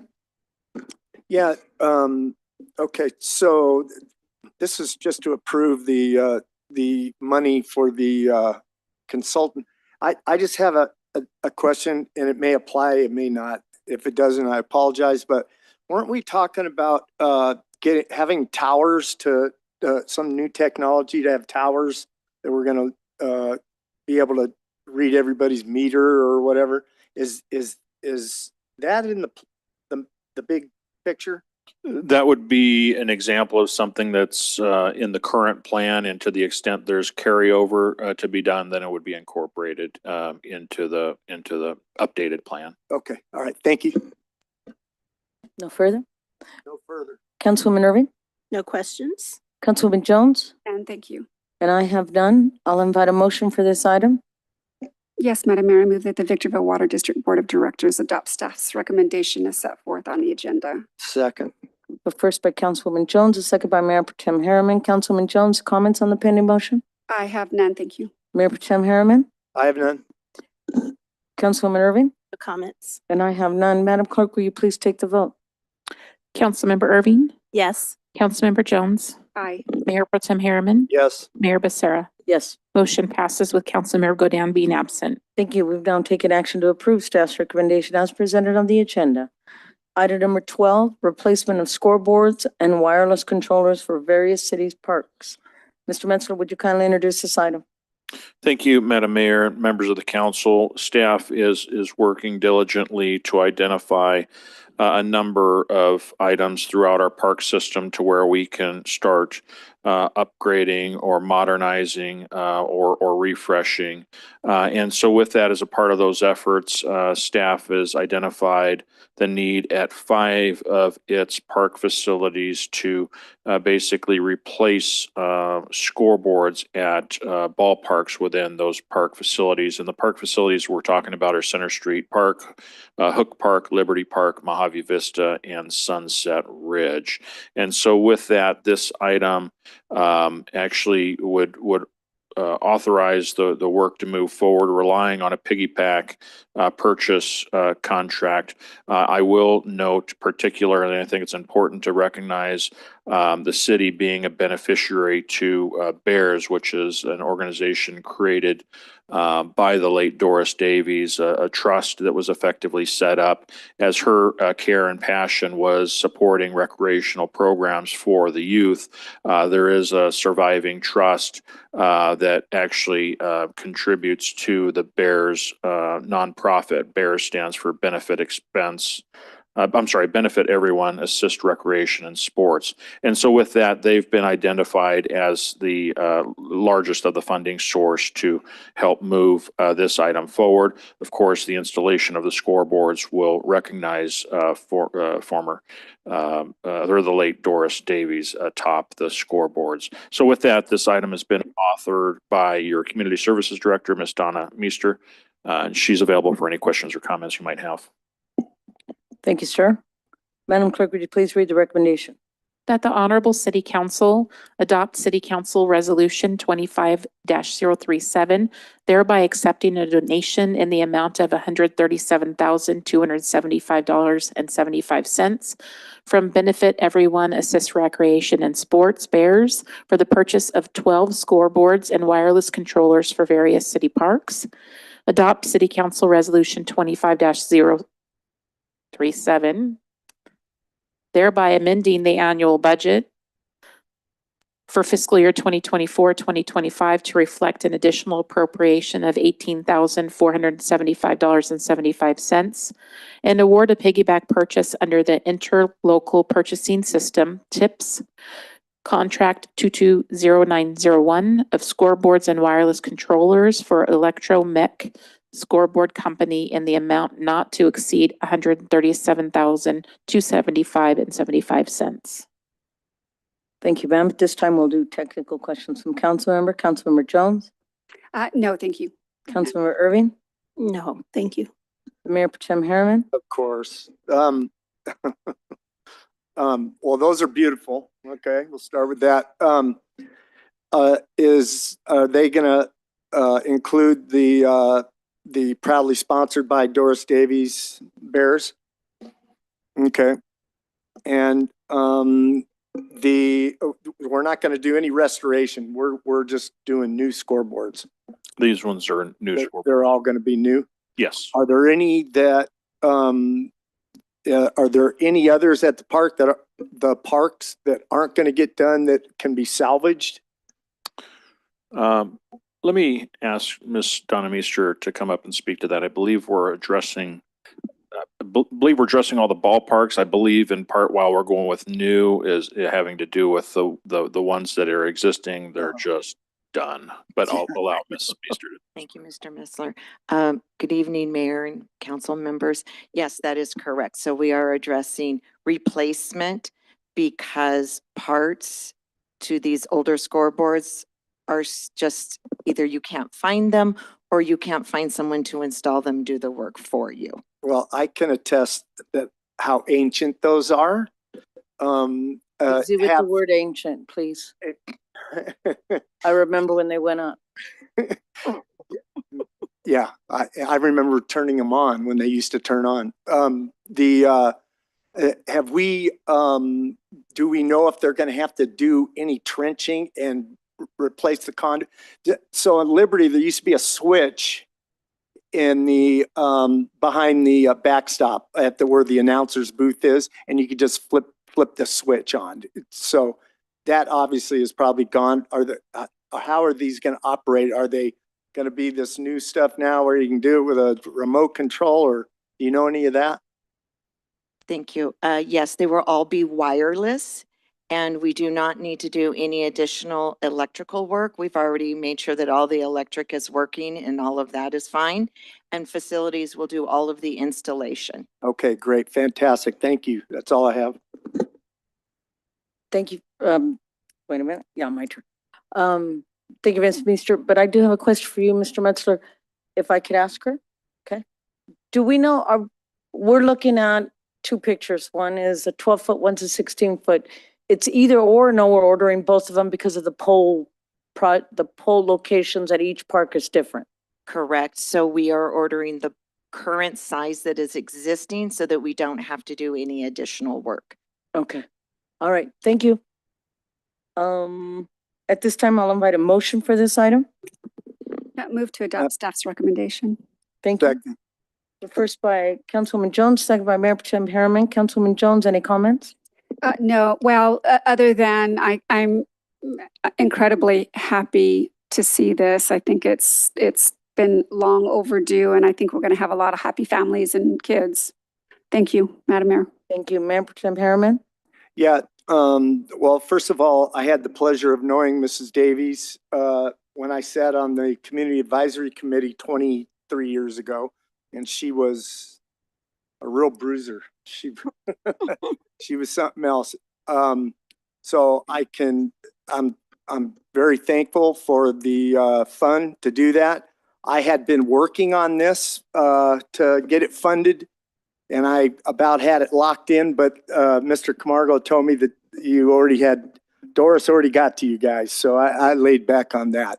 But anyways, I think this is fantastic. That's the biggest complaint that I'm hearing from parents, as I used to be president of Victorville Little League back in the day, and I am still talking to them quite a bit, and they're going to love this. So thank you, Mrs. Davies.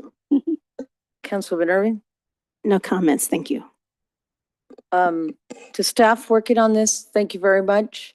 It upgrades our parks, and little by little, we have our scoreboards. The fields have been looking great and everything. Now let's just get the parents to behave, and we got a good team out there, but I'm a parent of one, so good luck. Madam Clerk, will you take the vote?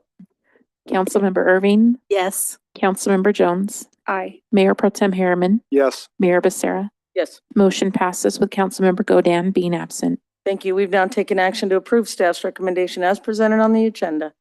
Item 13, approval and adoption of a revised publicly available pay schedules to comply with CalPERS regulations. Mr. Metzler, will you introduce this item? Thank you, Madam Mayor, members of the council. The city of Victorville contracts with CalPERS, which is a statewide retirement pension program. We contract with them for our pension program services. And with that, the contract does contain provisions that requires us to comply with all of their various rules and regulations. And this year, and to our knowledge, it's the first year ever, but we were audited this last year by CalPERS. And of course, they had the opportunity to review all of our records. And with that, they did come back with one recommendation, and that is effectively why this item is before you. And they did identify a desire to effectively merge the table of org and the table of compensation into one document, as you're commonly used to seeing as a part of the approval of that item as a companion item to the budget in our benefits resolution. We do show those on two separate documents, the table of org being on its own document and the table of compensation being on its own document. And so effectively what PERS has asked for is more form over substance, which is to merge those two into one document. And so what we've done here, and we're seeking action by you to approve that for the last 4 years, doesn't change any of the actual information contained in those documents. It's effectively just changing the form and how those are presented. So with that, Ms. Heather Barber is available for any, she's first the author on this item as the Human Resources Officer, and she's available for any questions or comments you might have. Thank you, sir. Madam Clerk, would you please read the recommendation? Staff recommends that the Honorable City Council adopt Resolution number 25-011, approving and adopting a comprehensive master salary schedule for fiscal year 2021-2022 through fiscal year 2024-2025 to include all revisions or amendments in accordance with Title II of the California Code of Regulations, Section 570.5, and the California Employees Retirement System. Thank you. With this time, we'll do technical questions from council member. Councilwoman Irving? No questions, thank you. Councilwoman Jones? Yeah, just a quick one or two. Mr. Metzler, so we've been audited this time. Did those audits come in rotation, or do they happen randomly, or does something happen that triggers it? How does that work? I believe randomly, but I'm going to allow Ms. Heather Barber to answer that. My understanding is randomly. That might actually be a better question for finance. Not here, I'm sorry. I'm fine with that. That's really what I suspected. So, all right, that's all I have. This is just basically ministerial. We're just coming into compliance and honoring our agreement, correct? We're being respectful to the request. Yeah, thank you. Thank you. Mayor Pro Tem Harriman? I have nothing. Thanks for all the work you put into it. I read it. Thank you very much. I'll invite a motion for this item. Motion to adopt staff's recommendation as presented on the agenda. Second. First by Mayor Becerra, second by, I keep wanting to call you. No A second by Councilwoman Irving. I have no comments on the pending motion. Councilwoman Irving? No comments, thank you. Councilwoman Jones? None, thank you. Mayor Pro Tem Harriman? I have none. Madam Clerk, will you take the vote, please? Councilmember Irving, Yes. Councilmember Jones, Aye. Mayor Pro Tem Harriman, Yes. Mayor Becerra. Yes. Motion passes with Councilmember Godin being absent. Thank you. We've now taken action to approve staff's recommendation as presented on the agenda. Item 14, award of professional services provider agreement, Sound Thinking Inc. for the implementation of ShotSpotter gunshot detection technology. Mr. Metzler, would you kindly introduce this item?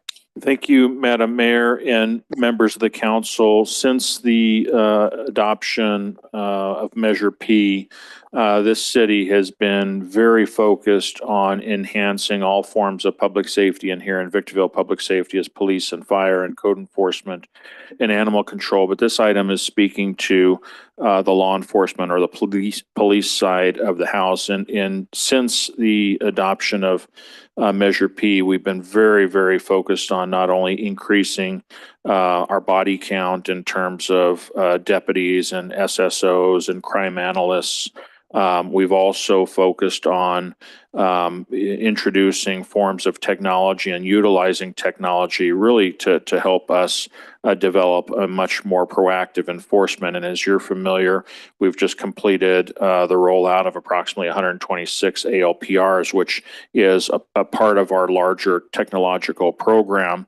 And I would consider that phase one. We've gone so far as to even install those on our street sweepers to actually roam the community, really allowing us to be more proactive in response. So this would be the next wave of proactive police response, focusing on the attention to gunshots. And so with that, we do have a presentation by both Deputy City Manager Tony Camargo, along with presentation by Lieutenant Mark Bracos, who's here in front of you. We also have representatives from Sound Thinking. That's Mr. Fred Milanowski, along with Rich Reyes, and they would be available for any questions you might have as to their specific technological products. So with that, I'll turn it over first to Mr. Camargo, and I'll let you kick it off. Thank you, Mr. Metzler. As Mr. Metzler mentioned, we do have a brief presentation before you tonight. I'll start off with a few slides, and then Mr. Lieutenant Mark Bracco will follow. So just a really kind of quick overview of what ShotSpotter is. ShotSpotter is an acoustic gunshot detection, alert, and analysis system designed to enhance the police department's response and investigation into gun violence incidents. Following the council's adoption of the strategic plan, staff continues exploring innovative technology that will provide efficient and effective police operations. As we're in the design phase of the new police station in the Real-Time Crime Center, staff began researching ShotSpotter to understand how the technology could benefit Victorville with more of a proactive approach. So after meeting with ShotSpotter, the initial data that was shared was on average, less than 20% of gunfire incidents are reported to 911 nationwide. This prompted the city to work with the Sheriff's Department to analyze our data. After analyzing data over the past 5 years, the Victorville Police Department received a total of 2,327 calls for gunshots fired and or heard. However, due to underreporting, which we'll talk more on shortly, it's believed that this figure is nowhere near the actual number of incidents. So during the same 5-year period, the police department successfully seized 3,084 firearms, including 656 ghost guns. So many of these firearms seized are linked to the city's investments of over the 123 ALPR cameras throughout the city, along with the 2 gun sniffing canines that we have assigned to the Victorville station. Further analysis determined that the Old Town and Midtown and Hook and Brentwood areas had the highest reported incidents of shots fired or heard. This data was shared with ShotSpotter and resulted in 2.77 square miles of proposed coverage in these areas, which Mr. Bracco will share with you shortly. Next slide. Oh, I'm sorry, that slide's fine. ShotSpotter, actually what you're looking at is the application or the dashboard called Insight. This built-in dashboard allows staff to track the incidents, number of gunshots fired, nearest address, and the ability to use a heat map for quick data insights. So over 160 cities throughout the nation are using ShotSpotter, including our neighboring counties of LA County and Riverside County. And if approved tonight, Victorville would be the first city in San Bernardino County to implement this technology. And before I hand it over to Mr. Bracco, I think it was a really cool success story that we heard recently, but one of the cities that just rolled out or implemented ShotSpotter, they wanted to share with us their success story. So there was an alert that went through ShotSpotter, and there was over 40 gunshots detected, and not one person called 911.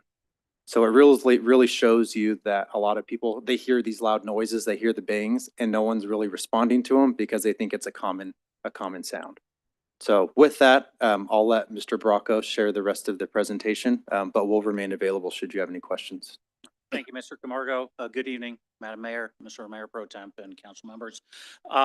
This has been about a year going on, looking into this and trying to identify the technology that would benefit our investigative skills and help citizens get faster response time. So one of the things that Mr. Camargo was talking about was only 20% of the shooting calls being reported. And the main reason was recognition is one of the issues. People don't know if it's a firework or if it's a gunshot. Some redundancy happens where just repetitive keeps happening and why call, not response. There is probably a belief that we're not going to respond. Every call that comes to Sheriff Dispatch, we respond in this city. There's nothing that's turned away. Retaliation is a fear factor that a lot of our victims in the city worry about, and they don't want to be the one that reported it, where they get gang members coming at them. And then the resignation, just as Mr. Camargo discussed, is the common reoccurrence of that neighborhood dealing with it. So those are just some of them. Part of this device system listening technology that goes up strictly is identifying high-toned gunfire, isolating out fireworks. These device posts that would go up, they have a range of about 82 feet. So then multiple devices need to be set up. Regarding law enforcement calls, we'll respond to the neighborhood because a neighbor may have heard it. They could have been blocks away or even further. On average, we're probably about 782 feet away from where the actual shooting may have occurred. So that was some of the areas that we see as a problem because we need to identify the actual location to have a successful case to put together. And this slide was just showing the average distance of being off on a block. We're going to have a short video for you that IT is going to put on the screen for us and then go over some more of the presentation.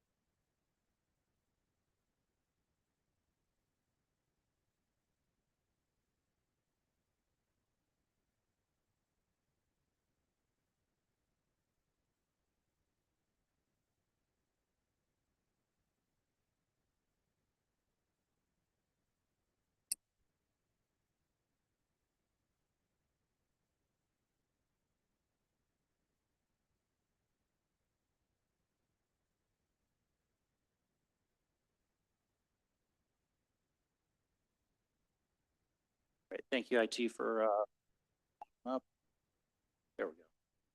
All right. So as Mr. Camargo discussed, we did a study through our crime analysis unit and identified several districts or air reporting districts that we call it that we'd like to target eventually in the future. This initial one targeted the two highest areas that we received shot fired calls.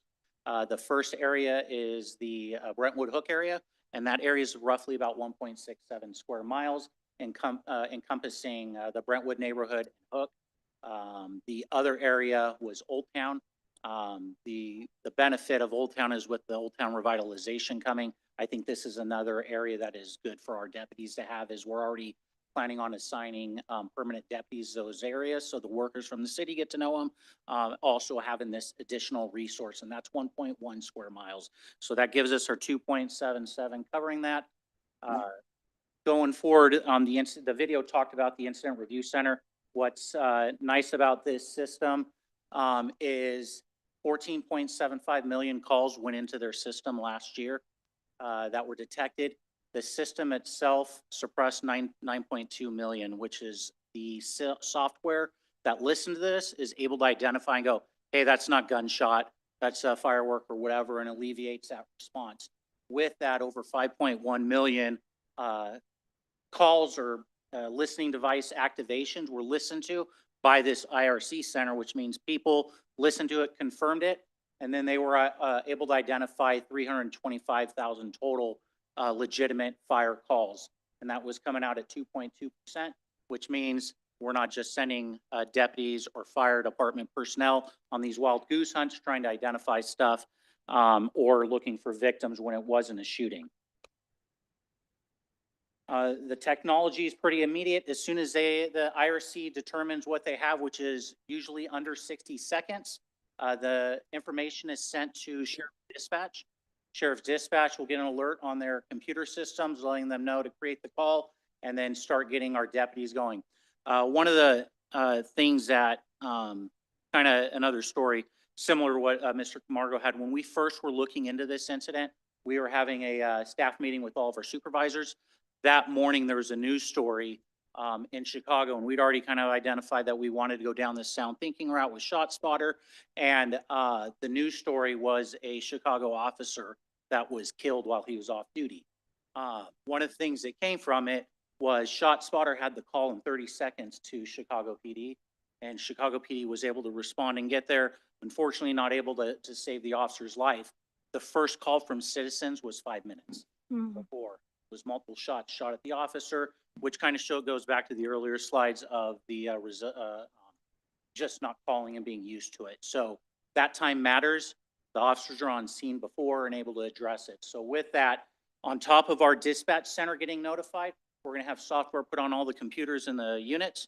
The deputies are going to get the alerts at the same time that the dispatchers do. So they're all going to see it together, be able to communicate and start going forward with it. Going on from that side of it, the Sheriff's Department last year deployed cell phones to all of its patrol personnel. That includes Victorville. With that, this software is also going to be put on their cell phones. So if they're not at their cars and they're on a call, they're going to get the alert that they have a shooting incident going on. The other benefit on all of the software, all the sites, dispatchers, the mobile computers, and the cell phones, they can actually play back the audio that we heard that the IRC center was listening to. So they can hear if it's a single gunshot, are we dealing with rapid fire, or what's going forward with that. This software also will identify on the phones immediately when they're getting it, the sequence of the shots, alerting them if it's gunfire by handgun, or if it's going to be a rifle. They can play the audio and hear if it's going back and forth. The markers will give them, if it's two different people shooting back and forth, the different color tags so they know what they're going into. That also creates better officer safety for our personnel. One of the there's been multiple studies on the sound thinking ShotSpotter system, but one of the good ones that came out recently from Journal of Trauma and Acute Care Surgery was they studied the response time related to this with cities that had ShotSpotter, cities that didn't. They saw that there was about 3.5 minute quicker response time with cities that had ShotSpotter, spotter, and with that, seconds save lives, and that's important to the citizens. Evidence collection is a key for our processing for getting cases to district attorney. This was more of a wide study done covering homicide cases where they showed that 50% of shell casings weren't recovered on homicide scenes, and with ShotSpotter, they saw 89%, which was a 39% increase on that side. The second side with robberies that involved shootings, they were only getting 12% of evidence on this study, and then 41% when ShotSpotter was available for that 29%. The key target areas for this, the first mostly being our citizens of the city, reducing that response time where we can save lives. You can get us on scene and we can get the fire department there. That's a key. The second thing is Mr. Camargo touched on is the data's pretty in-depth data for us to give back to you guys, the team here. Also for us to understand more target areas where we have to do better enforcement. And the strong side for our cases, we want to have strong cases with our district attorney's office, solvability rate going up and us recovering evidence. Anytime our deputies miss evidence or don't have it and it comes up later, that can hinder a case. And with this type of software, from the different agencies we talked to throughout LA County and Riverside County that have this, they were saying that they're within 3 to 4 feet of being able to find the evidence related to it off of the information there. We do have two members from Sound Thinking present that can handle the technical questions, and then myself and Mr. Camargo if there are any for us. Thank you, sir. Madam Clerk, would you please read the recommendation?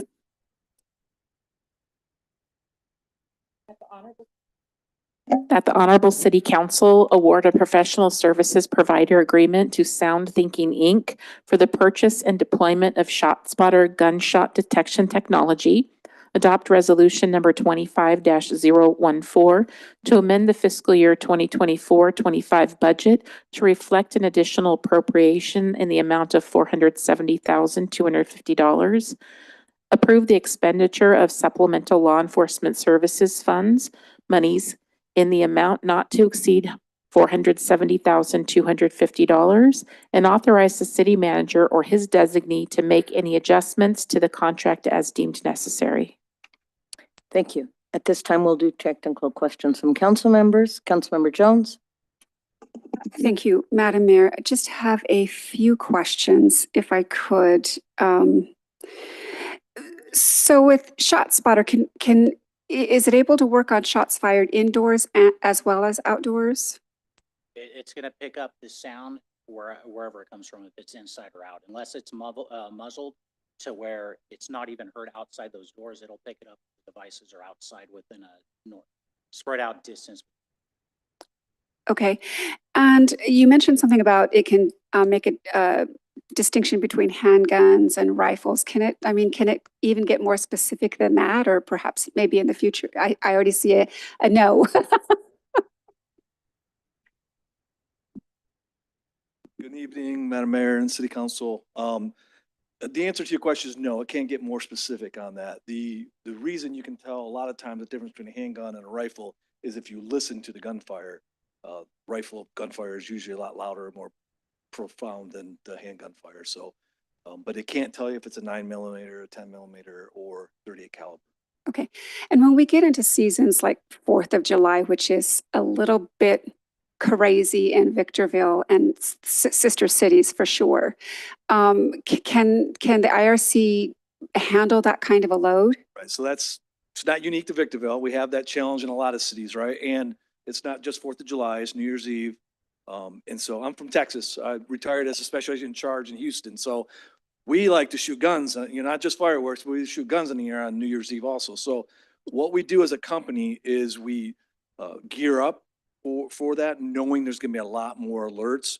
We turn the system down a little bit so it's not quite as sensitive, but we make sure we have 24-hour coverage. We have extra people. We have 2 IRCs, one in Washington, D.C. and one in Fremont, California.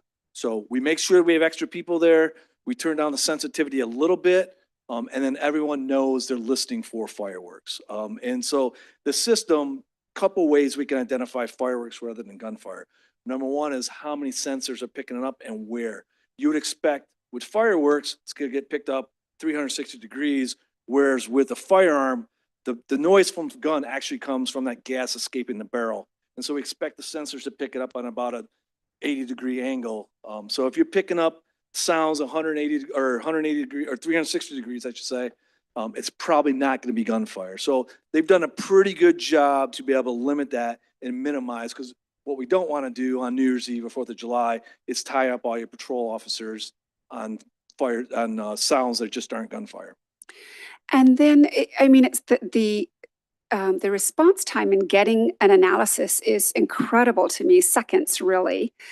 Can I ask how many people you have staffing your center at a time to handle? So like I said, there's 2 IRCs that are open 7 days a week, 24 hours a day. Fully staffed. I think there's 4 or 5 in each one of those centers, but the majority of those is machine learning and artificial intelligence. That's, reducing that first big batch of them. And then they get pretty good because when you're doing that full time, 40 hours a week, they're not only listening, but they're looking at sound waves, right? And it's like, I'll give the analogy of a cardiologist looking at EKG, right? They can look at it and almost immediately say, no, that's a good heartbeat or a bad heartbeat. Well, our specialists in our IRC is about the same thing. They get to look at all those sound patterns. So they have a pretty good idea in their head if that's going to be a gunshot before they even listen to it. And I will tell you, so the 60 seconds comes in our contracts. By contract, we have to get that to our customers in 60 seconds. But I get the reports every single Friday, and it goes all the way up to the CEO of the company. On average, it's about 26 seconds. This week, I don't know why it was 29 seconds, but I've never seen it higher than 29 seconds the entire almost 2 years I've been with the company. Thank you. That's incredible. And with that, when a report is going to be made to a police department, is that call or report coming in, is it given priority by the police department? Well, it all depends on how it's set up at the 911 centers. But the reason we give it to the 911 centers, if you're running a real-time crime center, it will go to there at the same exact time, and then to the patrol cars, and then to the officers on their phone, is so that we want to take out that gap in between, because we know 911 centers, there's a protocol, they got to get people's information. Number one, we know people don't call, but even when they do, they delay the time that they call. And then when they get on with 911, there's a little bit of a delay there too, because there's protocols. If that officer's a block away, we want that officer to know about it and be able to respond directly and notify dispatch, I'm responding to that shot spotter alert. So that's where it becomes, that's how we get officers to that scene quicker. And number one purpose is to get to those victims, if there is a victim, and get those victims to 911. Yes, ma'am. We have priority E and priority 1. Those are our top priorities, and shots heard, shooting victims are all. Great. And have you made any observations over the course of the time that with this system in place, has it, distinct from that, has it improved reporting by community members or lessened it? Because they just think the system is going to take care of it. So what we see generally, okay, I don't want to be specific because every place is a little Right. bit different, but what we see is the number of shots that law enforcement knows about goes up quite a bit, because you didn't know about 70 or 80% of them. And then it plateaus, and then it starts coming down. And when it starts coming down, that is when the community gets a little bit more involved, right? But the other reason it's coming down is because bad guys or people shooting those guns, now they see law enforcement response 95, 97% of the time, where for the last decade, or maybe in some communities for decades, they could shoot with impunity. And as long as someone wasn't lying on the ground, law enforcement didn't even get notified about it. So of course they didn't respond. So when they start seeing that response 90, 95% of the times, criminals with those guns, they start paying attention too. And we don't get as many gunfires after a period of time. Got it. All right. Thank you very much. Thank you, Lieutenant. Madam Mayor, thank you. Thank you. Councilwoman Irving? Yes, well, actually, I'm really excited to do a data comparison, what our baseline is today versus what it will be once we implement the enhanced technology. My question is really about the future.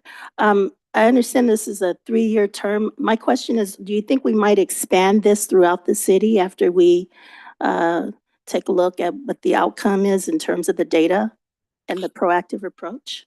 This initial term is effectively an evaluation period for us. We are interested in rolling it out. So of course, we want to see how it functions, what kind of success we got out of it. Funding is also going to be a factor when we get to considering expanding, if we're satisfied with the results. But we do have a vision of wanting to grow this program. Very good. I'm excited to do the data comparison. Also, you already answered the question. I wanted to know where the dispatch centers are. You mentioned there are 2 of them nationally, right? Right. Okay. Washington, D.C., and then Fremont in Northern California. Okay, very good. Thank you very much, and thanks for the presentation. Thank you. Mayor Pro Tem Harriman?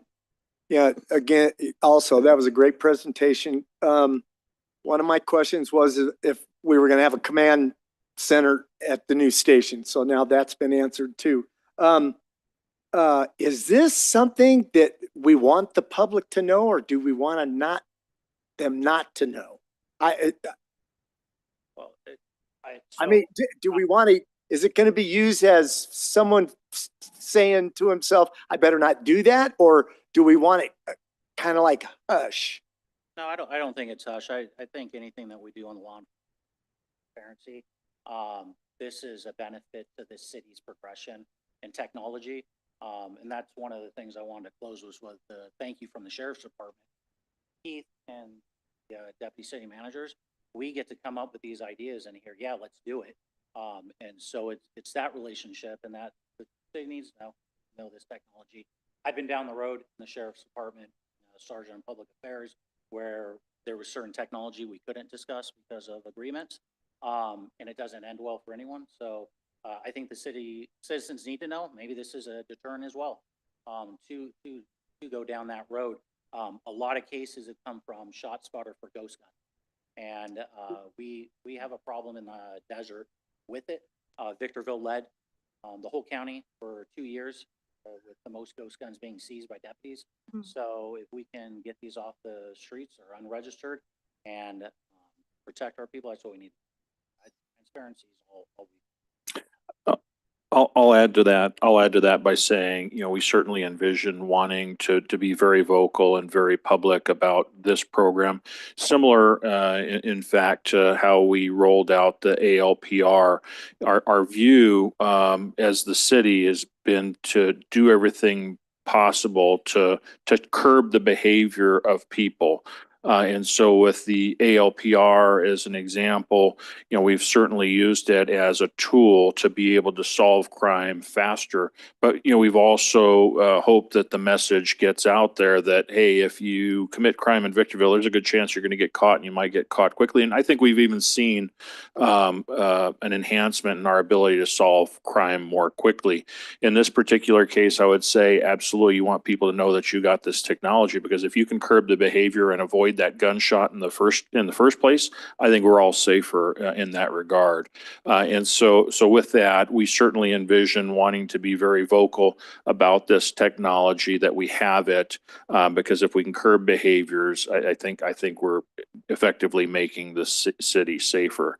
I think finally, with all of that, this is we've talked about the real-time crime center. This is part of a larger puzzle we're putting together. Ultimately, you're going to see us relying on technology for other law enforcement enhancements. And the next one will ultimately be a first responder drone program, basically to help us become more proactive in our overall law enforcement program.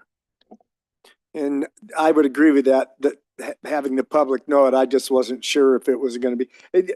My other question was, when the red light cameras were around, that proved to be like it wasn't admissible in court and, blah.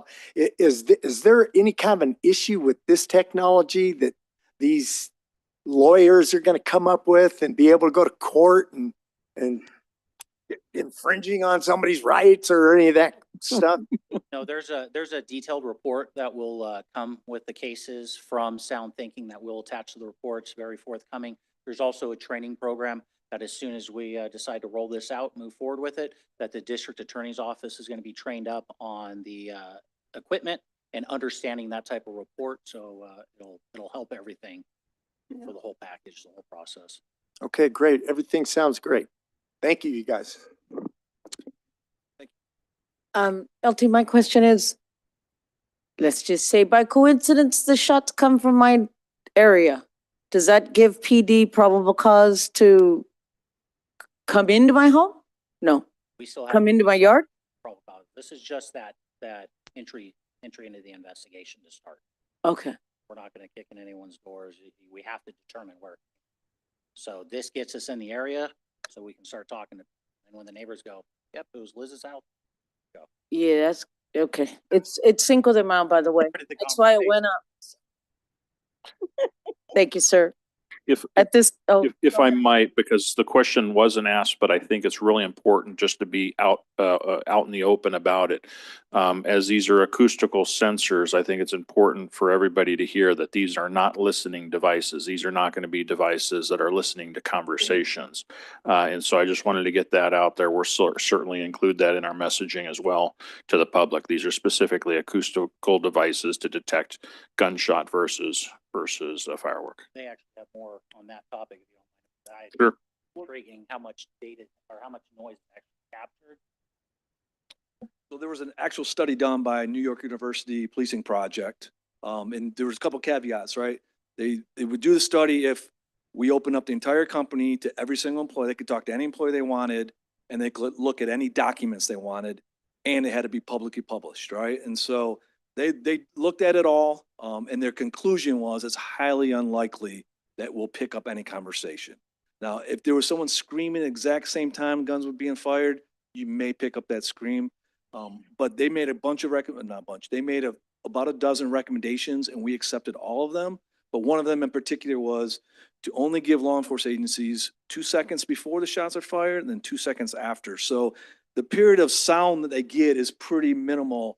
Not even enough time to pick up an entire conversation if there was one going on. So we really try to go out of our way to make sure we're not picking up any conversations. But if anyone has questions on that, you can point them to that NYU study. Is a pretty thorough study of the company and any chances that conversations get picked up. The last thing I'll say is about the indoor, Madam Mayor. So all these sensors will be outdoor, and by contract, we will pick up alerts from outdoor gunfire that's not suppressed. That means there's not a suppressor on the weapon that's greater than a 25 caliber. That's what the master contract calls for. That is not to say we wouldn't potentially pick up that sound coming from inside if a window was open and doors open, but by contract, our agreement is to alert you to 90% of everything that's outdoor gunfire. Thank you, sir. Madam Mayor, do I still have any time left? Yes, you go ahead. Okay. So these sensors that are gonna go around, do we have to get, well, I guess we do have to get permission to install them? We're not paying anybody to let us do it, like the cellular companies or anything like that? So we've identified locations for all these sensors, and they're going to be either city-owned assets, traffic signal arms, signal lights, but we also have identified a number of street lights throughout those areas that are actually owned by SoCal Edison. We actually had to submit an application to SoCal Edison, which they did approve, and so they've effectively authorized the use of their poles for the installation of these sensors. We'll pay a small fee. I don't know that it's a very big amount that we have to pay to Edison for the use of their poles. So thank you, Mr. Metzler. So that number hasn't been shared with us yet because they just accepted our application, meaning Southern California Edison. So at this time, it's treated as if it's cell phone technology because it's the same equipment that Frontier or Verizon or T-Mobile would mount to an Edison pole. And I think it's less than 5 watts, the total consumption. So it's very minimal on what it's drawing on power. So it's minimal cost to the city. Is who's gonna install, who would be installing them? The manufacturer, are you guys called ShotSpotter? That is correct, yeah. Okay. Well, ShotSpotter, Sound Thinking is the company, ShotSpotter is one of our products. Okay, So we do the installation and we own the equipment. The sensor goes down, it's our responsibility to replace it. have you guys done a test with somebody jackhammering concrete? Oh, yeah. Construction equipment, a lot of testing with the construction equipment. Okay. Lawnmowers, that kind of equipment. Helicopters sometimes sound a lot like fully automatic gunfire. So, Victorville is not unique. We have about 180 customers across the country, from very small to, as large as New York City. All right, thank you, you guys. I'm excited for this. Thanks. At this time, I'll invite a motion and I will Move to motion. adopt staff's recommendation, Madam Mayor. Second. Okay. Comment on the pending motion, Councilwoman Jones? Yes, well, I am over the moon about the prospect of this. Public safety is that, and combating homelessness is, those two are my mission, and it has been since before I came on board. I'm a token Texan, was born there, lived there for a hot minute when I was a babe. But the first year that I lived here in Victorville, I interrupted 2 violent crimes. The second one, my daughter at 9 years old was diagnosed with PTSD and had extensive specialized care. And so I wouldn't wish that on anyone. And that really sparked a fire on me. And then again, 4 years ago, was at getting my hair done and shots fired in the parking lot. And what did I do? Cape and all and wet hair, ran out into the parking lot to see if everyone was okay. So this in and of itself is going to make my husband happy to keep me maybe a little safer from running out and seeing where those shots are coming from. But Listen, when we did our comprehensive public safety report that the council greenlit back in 2019, I requested it because I knew that we were behind on the public safety curve. That report told us that we were woefully behind. And so it has been very important for me to take a very strategic approach to expanding public safety. And this is a really interesting and novel approach, maybe not so novel to the creators here, but to me, and I think it's going to be very, very effective. And I would hope as much or more so than our ALPR cameras. This is incredible technology, and anything I can do to get the message out there that if you're here and your business is to commit crime, you can take your business somewhere else, right? And I really like the idea that this is potentially can strengthen prosecution. Because if you can collect those shells, right, that's gives the prosecutors a lot more to work with. I am very, very happy with this, and I will support it all day long. And I thank you, Mr. Metzler, and your team for bringing this to us. I think this is a part and parcel of our approach to expand public safety when a lot of people in our country were trying to defund it. But that's not what Victorville has wanted, and I'm happy to support the residents of Victorville in taking care of our community. Thank you, Mr. Metzler. Thank you, Madam Mayor. Mayor Pro Tem Harriman. I think I said enough. Thanks, you guys. Thanks, everybody, for the presentation. Thank you, Mr. Metzger. Councilwoman Irving. Yes, thank you, Madam Mayor. This presentation was enlightening for me. I have to admit that upon first learning about this technology, I had concerns that centered on privacy. So to the representative from Sound Thinking, I appreciate you for giving a detailed description on how the sensors work and what information is captured and what happens to it, what you do with it. Secondly, to Lieutenant Brackle, I really want to tell you, your message regarding transparency resonated with me. I appreciate your commitment to transparency. So I'm excited about this project. I'm eager again to see what the baseline, what we get, comparing the baseline today with what we capture in the future. So I'm on board. And most importantly, this helps save lives for all of Victorville. So thank you very much. Thank you, gentlemen. Thank you, Madam Mayor. Problem. Ditto all the way across. Thank you, guys. Keith, you and staff, thank you. Madam Clerk, will you take the vote, please? Councilmember Irving, Yes. Councilmember Jones, Aye. Mayor Pro Tem Harriman, Yes. Mayor Becerra. Yes. Motion passes with Councilmember Godin being absent. We've now taken action to approve staff's recommendation as presented on the agenda. Item 15, this goes hand in hand. Madam Mayor, would it be possible if we take a short break? We're having some technology issues. Yes, ma'am. 10 or 5? 10? 10? We'll take a 10-minute break. We'll come back at 8:16. Thank you.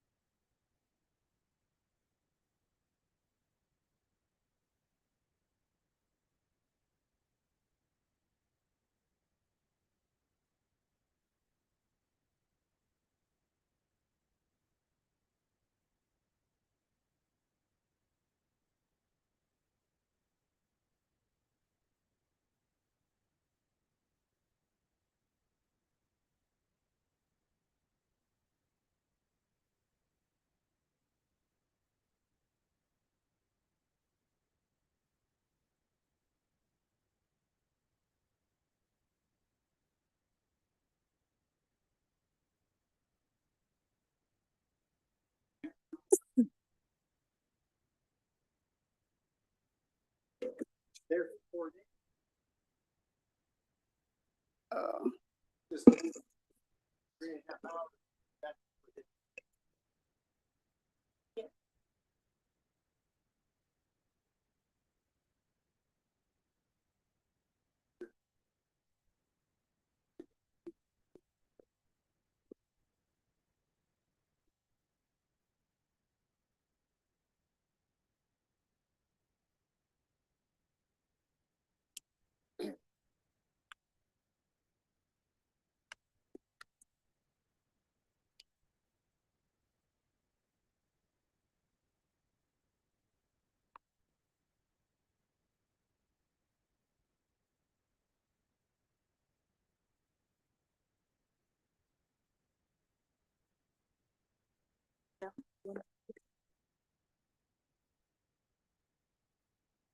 So we're going to come back in session.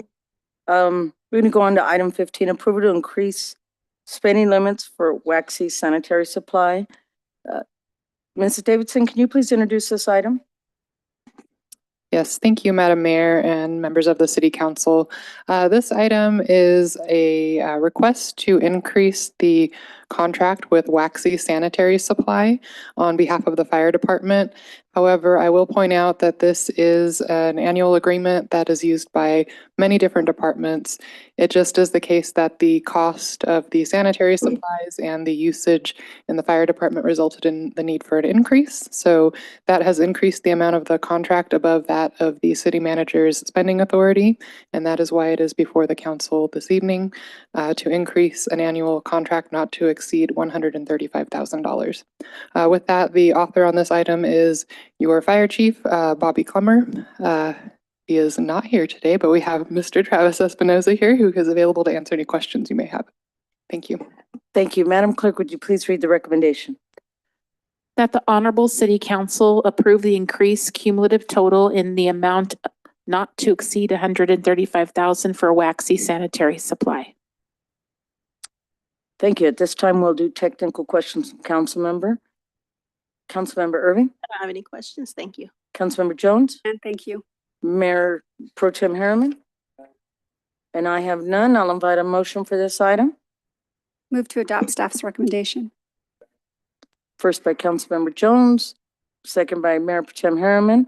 Councilmember Jones, any comments? And thank you. Mayor Pro Tem Harriman? Councilwoman Irving? No comments. Thank you. And I have none. Madam Clerk, will you take the vote, please? Councilmember Irving? Yes. Councilmember Jones? Aye. Mayor Pro Tem Harriman? Mayor Becerra? Yes. Motion passes with Councilmember Godan being absent. We've now taken action to approve staff's recommendation as presented on the agenda. Item 16 was pulled at the beginning of the meeting. Item 17, standard lease agreement for Building 686 by between the Southern California Logistics Airport Authority and the Boeing Company. Mr. Metzler, would you kindly introduce this item? Thank you, Madam Mayor and members of the council. This item involves a building that you should be familiar with. It's a building that we as the airport have been investing in quite a bit. In fact, over the last year or so, we've invested about $1.3 million in effectively retrofitting the entire roof system of this building 686. Since we've actually started the operation of the airport, I'm not aware that this building has actually been leased out for use, in large part because of the roofing structure. Really hasn't been a tenable facility. And so with that, considering the fact that we've been hugely successful in leasing out our facilities at the airport, largely we're not quite 100%, maybe 98% occupied. We've been looking at all opportunities to try to make use of facilities that have basically not been occupiable. This is one of those cases where we identified it, rehabilitated it, completed the rehabilitation, then effectively put the property out to market. We actually had a very competitive marketing process where we had 3 bidders to the point where we've actually got an offer from Boeing to occupy this facility. It's a facility that's immediately south of their 2 large wide-body hangars out at the airport, so it would complement work that they're already doing there and effectively paying a rent that's probably one of the highest rents that we're getting for all of our comparable type facilities. So with that, it gives us an opportunity to recover our investment in just about 2 years. So we're proud to bring this item forward. It's been authored by your airport director, Mr. James Murawski. He's available for any questions or comments you might have. Thank you, sir. Madam Clerk, would you please read the recommendation? That the Southern California Logistics Airport Authority Board of Directors approve entering into a standard lease agreement for Building 686 by and between the SCLAA and the Boeing Company, and authorize the Executive Director to execute said agreement, and adopt Resolution Number SCLAA 25-009, amending the 2024-2025 budget, increasing revenue in account 45011208-45200 by $46,061.94. Thank you. At this time, we'll do technical questions from council members. Mayor Pro Tem Harriman. Councilwoman Irving. No questions. Councilwoman Jones. None, thank you. And I have done. I'll invite a motion for this item. Yes, Madam Mayor, I move that the SCLAA Board of Directors take action in accordance with the recommendations set forth on the agenda. I have a first by Councilwoman Jones, a second by Mayor Pro Tem Harriman. Councilwoman Jones, any comments on the pending motion? None, thank you. Mayor Pro Tem Harriman.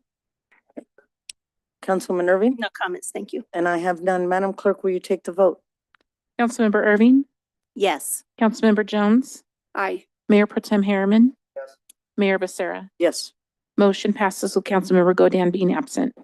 We've now taken action to approve staff's recommendation as presented on the agenda.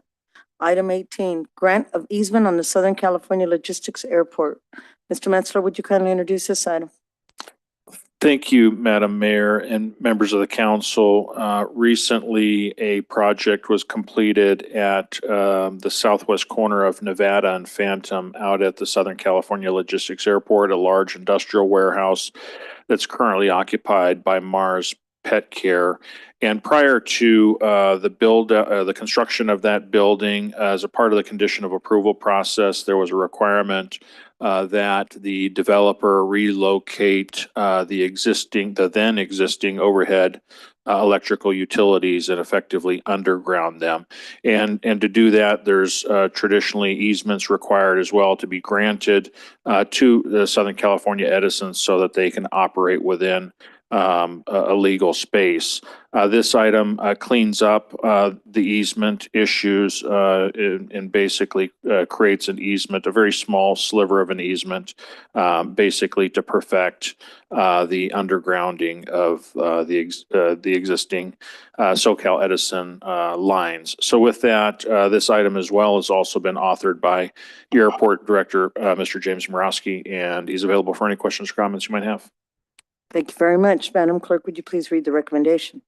That the Southern California Logistics Airport Authority Board of Directors grant a utility easement on Southern California Logistics Airport Authority property to Southern California Edison across the parcel designated as APN 0459192258, and authorize the airport director to execute said instrument. Thank you. At this time, we'll do technical questions from Councilmember Irving, No questions. Thank you, Madam Mayor. Councilmember Jones, None, thank you. Mayor Pro Tem Harriman, and I have none. I'll invite a motion for this item.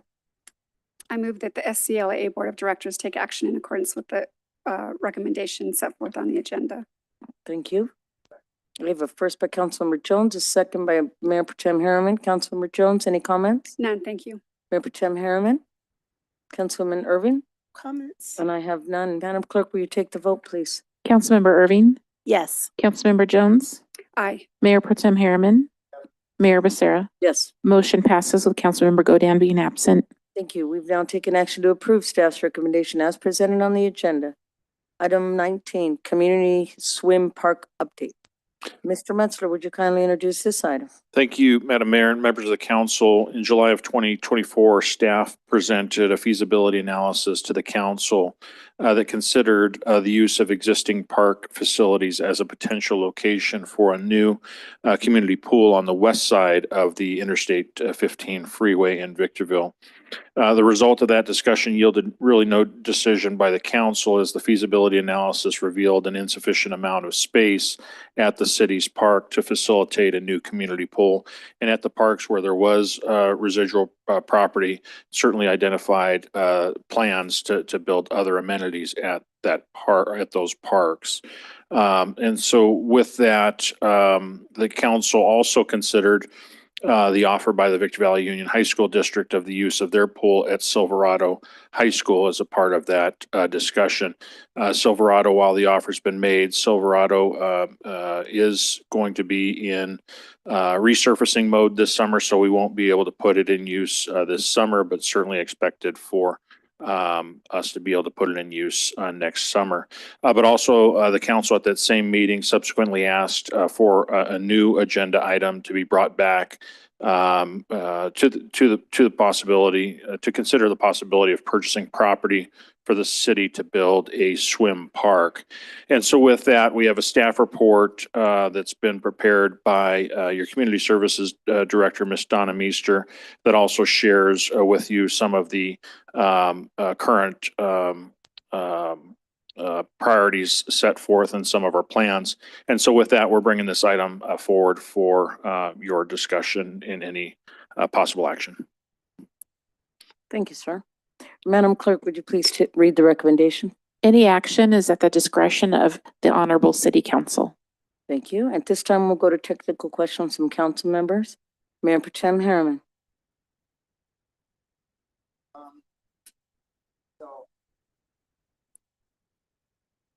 So this was my item, I'm the one who brought it up, but so it looks like we're looking for we need 4 acres to put together a lot of.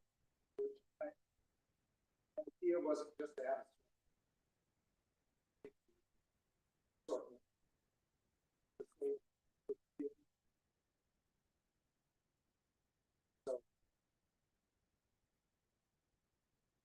Question? Yeah. So at the main areas.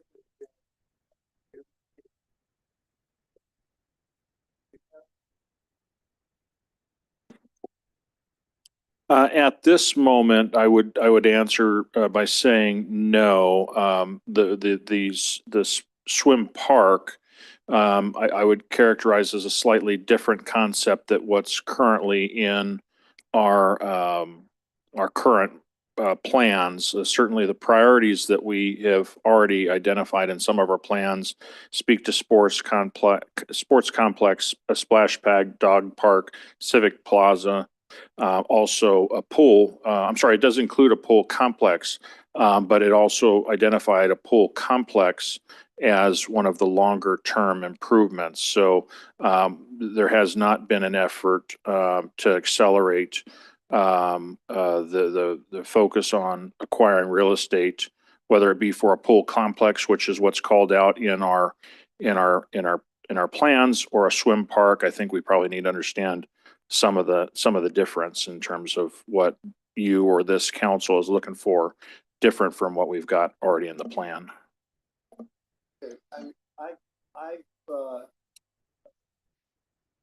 I've looked into this, and there were several cities that I was able to pull up that fairly new. Was it off? Yes. That have built new facilities that they're referring to as swim parks, and by that I'm not looking at something massive, but something more than just a swimming pool to accommodate ages, 3 years old to adults. But I was my idea was to have something that had an assortment of things at the facility, and I think sometimes it can be referred to as an aquatic center.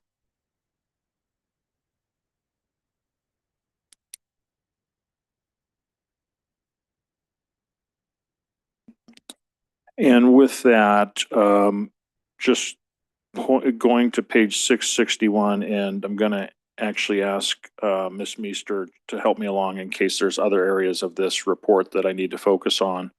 But if I'm looking at 661, when it's discussing in better detail what the pool complex would be, which is what's in our currently adopted plan, it speaks to a West Side pool complex and describes it as the need for two pools, water elements located within the city. And so it's got sounds to have a narrower description than perhaps what you're describing. But with that being said, Ms. Meester, can you perhaps share with us the work that goes into developing these plans that we have? Because I also believe we have a committee that the council appoints members to that also helps identify wants and needs, and then we relate that somehow to a plan. Thank you, Mr. Messer, Madam Mayor, members of the council. So this part of that came from the Parks and Rec Master Plan, I believe was done in 2020 before my arrival.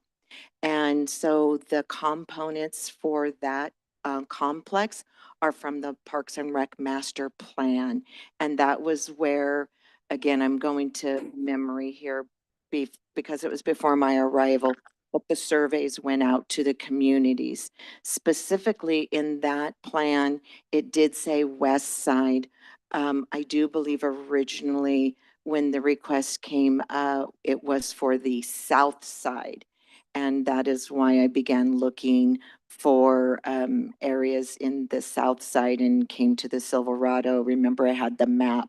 So I don't know if the location would be something we would need to consider, but the details of that complex has not yet been ironed out. It did just say water amenities. Because I wish I could explain this better. I could do it better with a picture, but I'm looking at something in a pool, smaller wading pools with sand and some activities for all ages. I'm looking for something for the kids to do in the summertime is what I'm doing. Your time is up.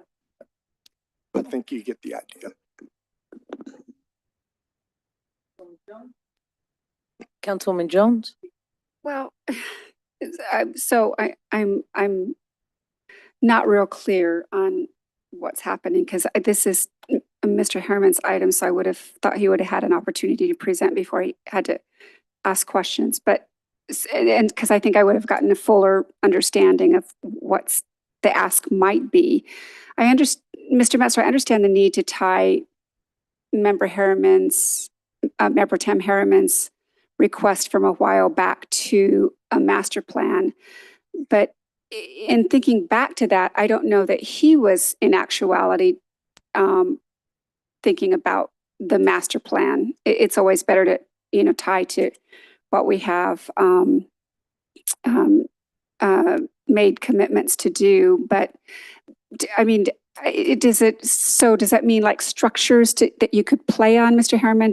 If I could ask you, are you thinking about structures that they could play on that would, have water coming down it and they could slide, or little aquariums, or? Yeah, it would have no, not aquariums. It would have an assortment of things.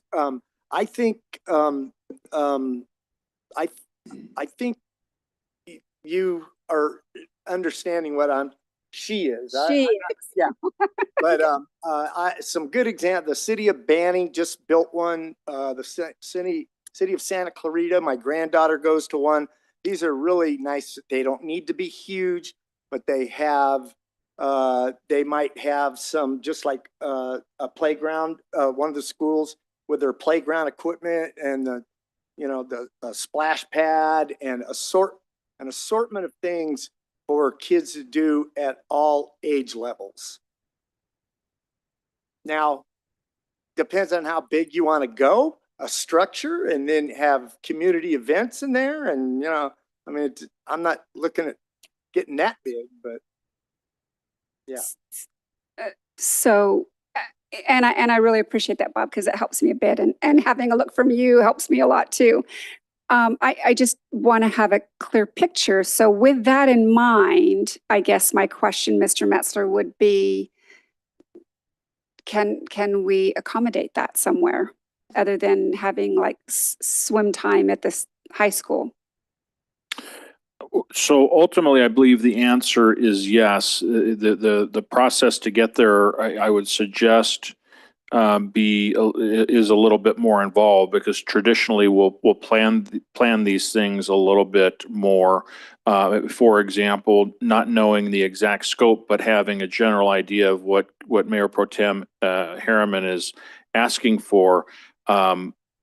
Certainly staff could get supportive. In fact, it sounds great. It sounds like something we should get supportive of, but to go out and quickly buy property may be a little bit premature. I think there's likely, if that's the council's desire, that they're interested in that kind of amenity, I think it would be more, I would encourage that it be more prudent that we take something like that back to perhaps the staff and to CSAC as well. It's important that we properly incorporate it into our planning document, because when it comes to the funding side of things, you're going to need to have a nexus between that and the actual, say, development impact fees for Park and Rec. I mean, that's likely the type of funding source you're going to use, either to fund or match funding to actually build. And so, and that's why in the staff report, we were trying to attach it to our existing plans, because that's how we justify our expenditures. And the closest thing that we could find in there currently is something that probably speaks more to a pool or pools. And so with that, I think, certainly I hear, and Ms. Meester hears as well, what Mayor Pro Tem's vision is. I think that's something worth probably exploring and ferreting out further, including amongst staff and amongst CSAC, which could involve also, touring and visiting other facilities to really be able to identify, yes, we like that, no, we don't like that, so that you at least can start with some kind of conceptual before you even identify how much real estate you really need. When we say 2 to 4 acres, we're guesstimating, given the very limited information. So, hearing the vision, I think it sounds great. To go out and buy property today, I think we would be buying blind, because we don't know what we're really buying it for. Right, and that would be my approach if the council is going to have an appetite for this, and I think it may. I would want to really be very methodical in our approach, because CSAC is integral to this whole process, and even being able to get grant monies, et cetera, but really taking a look over time about what we want and where it could be. I know Mayor Pro Tem had mentioned the last time this came up for discussion, and I agree that we desperately need something on the west side of the city, especially with all of the development that has. Your time is up. On the west side of 395. Thank you, Madam Mayor. Councilmember Irving? Yes, I guess I know I understand what Mr. Metzler's, his point that he's making, but this West Side Pool Complex, isn't this just a matter of semantics? Because I had a chance to look at the community pool in Banning. Yes, I pulled it up. It's got 2 wading pools for young kids, like ages 3 to 5, a huge swimming pool with slides and so forth. To me, a swim park, pool complex is a matter of semantics. It's kind of the same thing. My question is this doable? And I think I heard you say yes. Sir. In terms of developing a concept, yes. The bigger issue ultimately is going to be programming the project amongst the other projects as well, because there's a number of other projects that we're also, working towards, such as the Civic Plaza, such as the sports complex. We've got splash pads we're already working on, dog parks that we're already working on, all competing for DIF. And so that being said, I think that's why it's also that's also part of the basis for the recommendation that we at least start moving towards, developing a concept, is so that we know what it is we want to build. It's going to be very expensive to build all of it. I think we're going to need time. And in fact, I think that's why this is considered among the longer of the priorities to build out. So it's going to take some time to get there. But starting out with the concept, I think is certainly very doable. I hear you loud and clear. Thank you. But I guess, Mayor Pro Tem Harriman, we can begin somewhere, right? It doesn't have to be tomorrow. Yeah, and I think a good beginning, we have people come tour our homeless wellness center. Why don't we put together a tour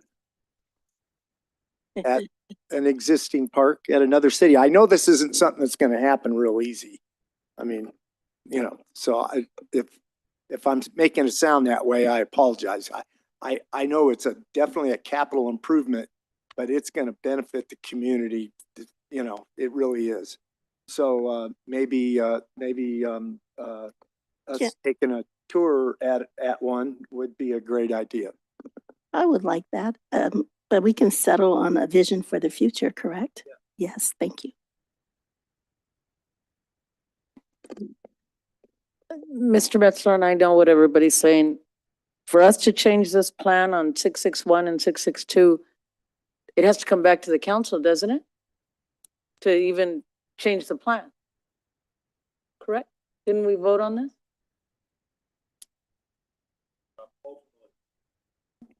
Ultimately is something that we can bring back. Yeah, that we would have to bring back to the council. So is the West Side Pool Complex what Mr. Harriman's talking about, or no, that's not even on the list?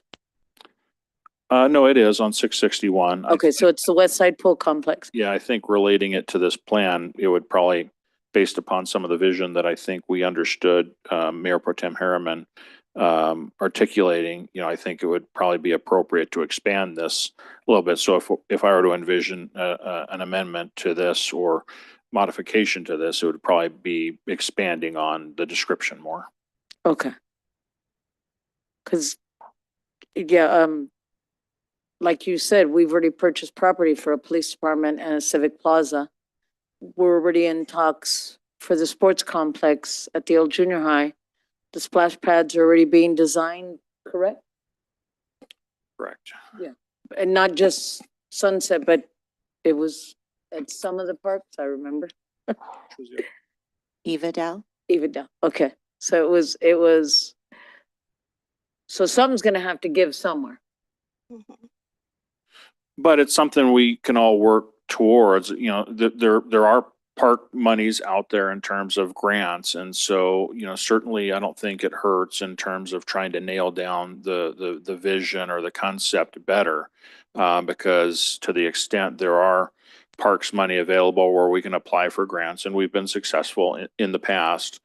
Perhaps it's, depending upon the nature of the grant, if it's a project that we have on the books and we have a concept for, it's probably going to be easier to describe if we want to try to apply for something where there's monies available for that type of project, if that makes sense. Okay, so is this agenda item good enough for you guys to get rolling, or no, Mayor Pro Tem Harriman at the end needs to bring it back up for staff to move forward?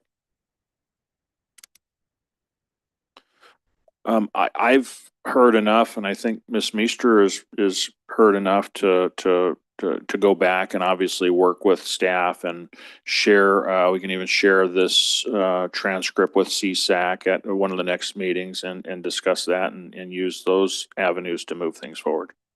Okay, so to clean everything up, Madam City Clerk, can I turn it over to Mayor Pro Tem Harriman to invite a motion to moving? You can invite a motion from Mayor Pro Tem Harriman since this was his item. Okay. Okay, I'm done with my questions. Mayor Pro Tem Harriman, if you'd like to move forward with a motion. Okay, I'd like to make a motion for staff to look into the feasibility of a swim park / aquatic center and possibly facilitate a trip to have I'm at a loss for a tour of a facility that's similar in nature. Yes, Mr. Metzler? Is that okay? Yeah, that was his motion. I mean, I'll second it, but I do have a question for the attorney. Okay. Madam Mayor, may I? I mean, I have to. It makes a difference on how I vote. So if this were to pass and arranging a tour with the council, that involves it becoming a meeting, correct? Yes, it has the potential of being a Brown Act meeting, so perhaps at first we should have staff look at some and then have 2 council members go to review options. Okay. Or it could be noticed. So probably, it would be up to Mr. Harriman. So if you would want it to be a meeting noticed or have him bring it back and then we decide at that point what to do. Am I okay to say? You're at a motion, so let me get the clarification from the city clerk. You want to ask a question or you want to add to your motion? I would like to change what I said, I guess. Go ahead. I would say have the mayor and mayor pro tem and a person from city staff to go do a tour. So there would be 2 people. So there wouldn't be a problem. Is that really a Brown Act violation just to look at something? If you just look at it and there's no discussion, it sort of creates the question, are you, if you're nodding and sort of in agreement, it could be deemed to be a Okay. Brown Act meeting. Yeah. Okay. I'll second. I do have a substitute motion. Everything he said to go along with it, but I'd also like a report from risk management in that report.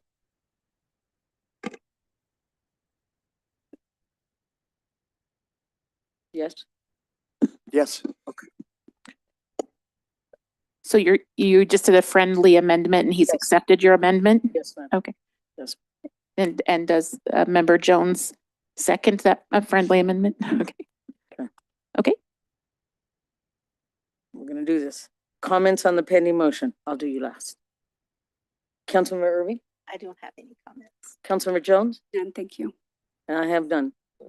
Mayor Pro Tem Harriman, comments on your pending motion. I apologize for being kind of vague, I guess. Other than that, I have no comments. Madam Clerk, will you take the vote? Councilmember Irving? Councilmember Jones? Aye.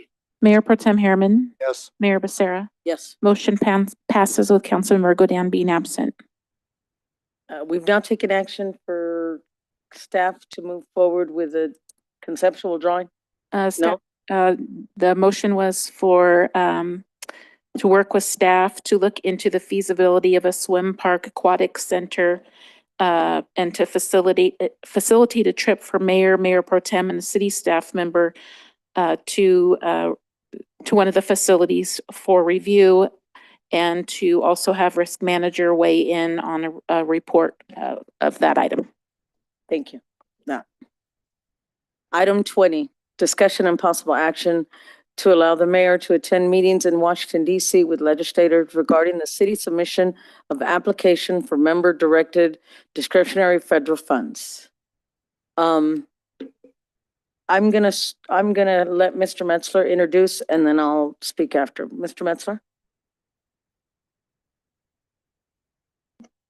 Thank you, Madam Mayor, and members of the council. So this item was brought resulting from action by the council to consider the approval of travel, as the staff report says, for the mayor to attend meetings in Washington DC. The purpose for the meetings are intended to be to meet legislators since the city submitted applications for member-directed funds, both to our congressmen, but also the U.S. senators representing California, and be an opportunity to obviously share with them the purpose for the applications, but then also to establish relationships with them, especially the U.S.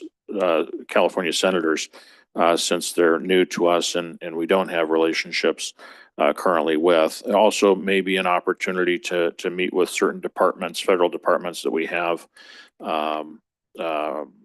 inner workings with. And so with that, because the policy manual requires the approval of the council for travel, is why I believe this item has been brought back for your consideration. So with that, Madam Mayor, that's all I have. Thank you. And I would like to, this item would just be, not just because of me, but as the mayor, whoever he or she may be at the time, and the Mayor Pro Tem, this could be a continuing item as the city manager advises us. We have new bills and we have new letters in. So it would be a continuous, as the city manager has advised, we have things in front of our legislators. So, Madam Clerk, would you please read the recommendation? Any action is at the discretion of your honorable city council. Thank you. At this time, I'll do questions from council members. Councilmember Jones? I do, just pardon me, because I'm looking at the agenda item and it looks like it's for approval to attend what appears to be one trip to meet with legislators on a couple of items. And now it's being presented that it might be ongoing with other kinds of things that might come forward. And when I heard the motion initially to put this on the agenda, it was for the mayor, and I would presume it would be the city manager and perhaps lobbyists as well, but not the mayor and Mayor Pro Tem. So I know that we can change all that. I just want to make sure that that's what your wish is to change that to, Madam Mayor. You want me to address it, or since I changed it, Keith? Yeah, I think the question's to you. It would be for whoever's in the mayor and the Mayor Pro Tem seat at the time, as bills, 2,000 of them were presented, are going to come in front of cities at different times. And it would be at the discretion of the city manager. If the city manager felt a bill for a parks is in with one of our senators, then it's not going to be just to go over there and wait to see in front of them. It would be at the discretion of the city manager to decide, yes, we need to go in front of them on this bill. For our lobbyists that would advise us, it would be good if we present the bill, our letters to them. Correct, sir? So the intent has been focused really on one initial trip to Washington, D.C. to deal with federal related matters, federal advocacy, but also, again, to speak to the couple of applications that we submitted to our federal legislators in DC.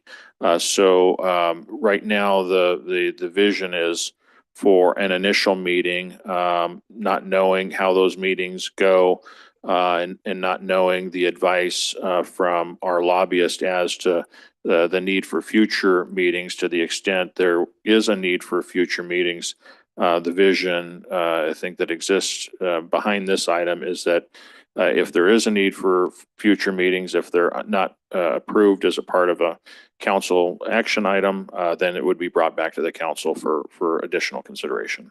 And that's how I take it, because it's very specific in what the request was, and of course, the agenda item supports the original request. For me, going beyond the scope of that really presents Brown Act issues, in that it doesn't allow meaningful access to the public to weigh in on something that goes beyond the limited scope here. So not that I would have a problem with the mayor, and or Mayor Pro Tem attending future things beyond what's here, but I think that has to be brought up in a subsequent meeting so that we can legitimately consider it.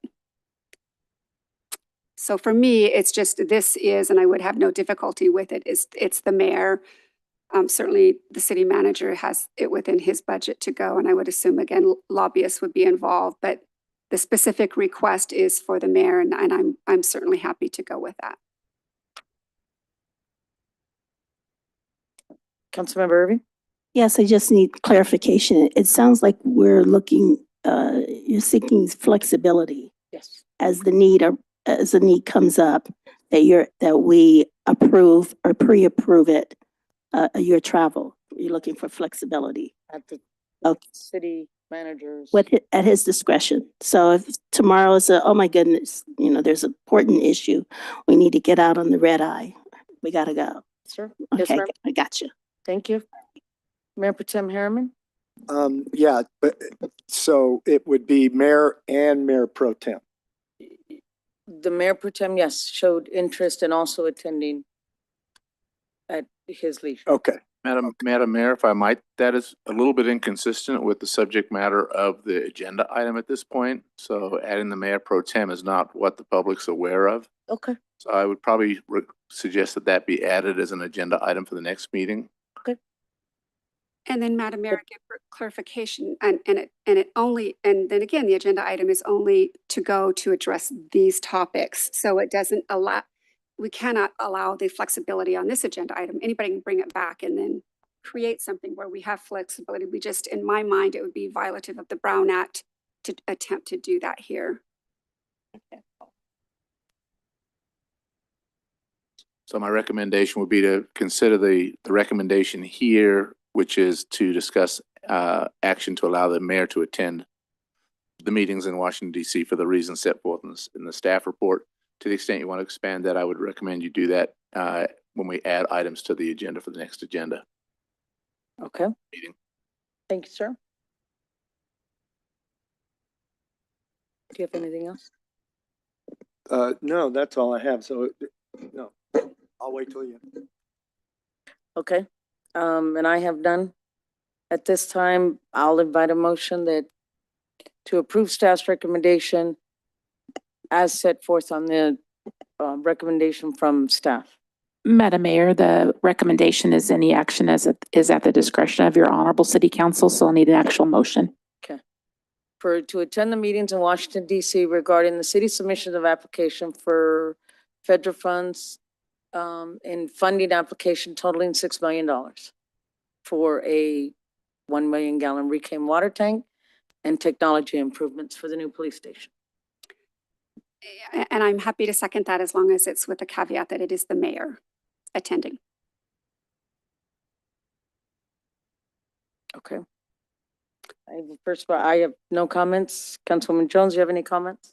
So I'm seconding it, and no comments. Councilwoman Irving, any comments? Get the job done. Mayor Pro Tem Harriman? None. I have none. And I have none. Madam Clerk, will you take the vote? Councilmember Irving, Yes. Councilmember Jones, Aye. Mayor Pro Tem Harriman, Yes. Mayor Becerra. Yes. Motion passes with Councilmember Godin being absent.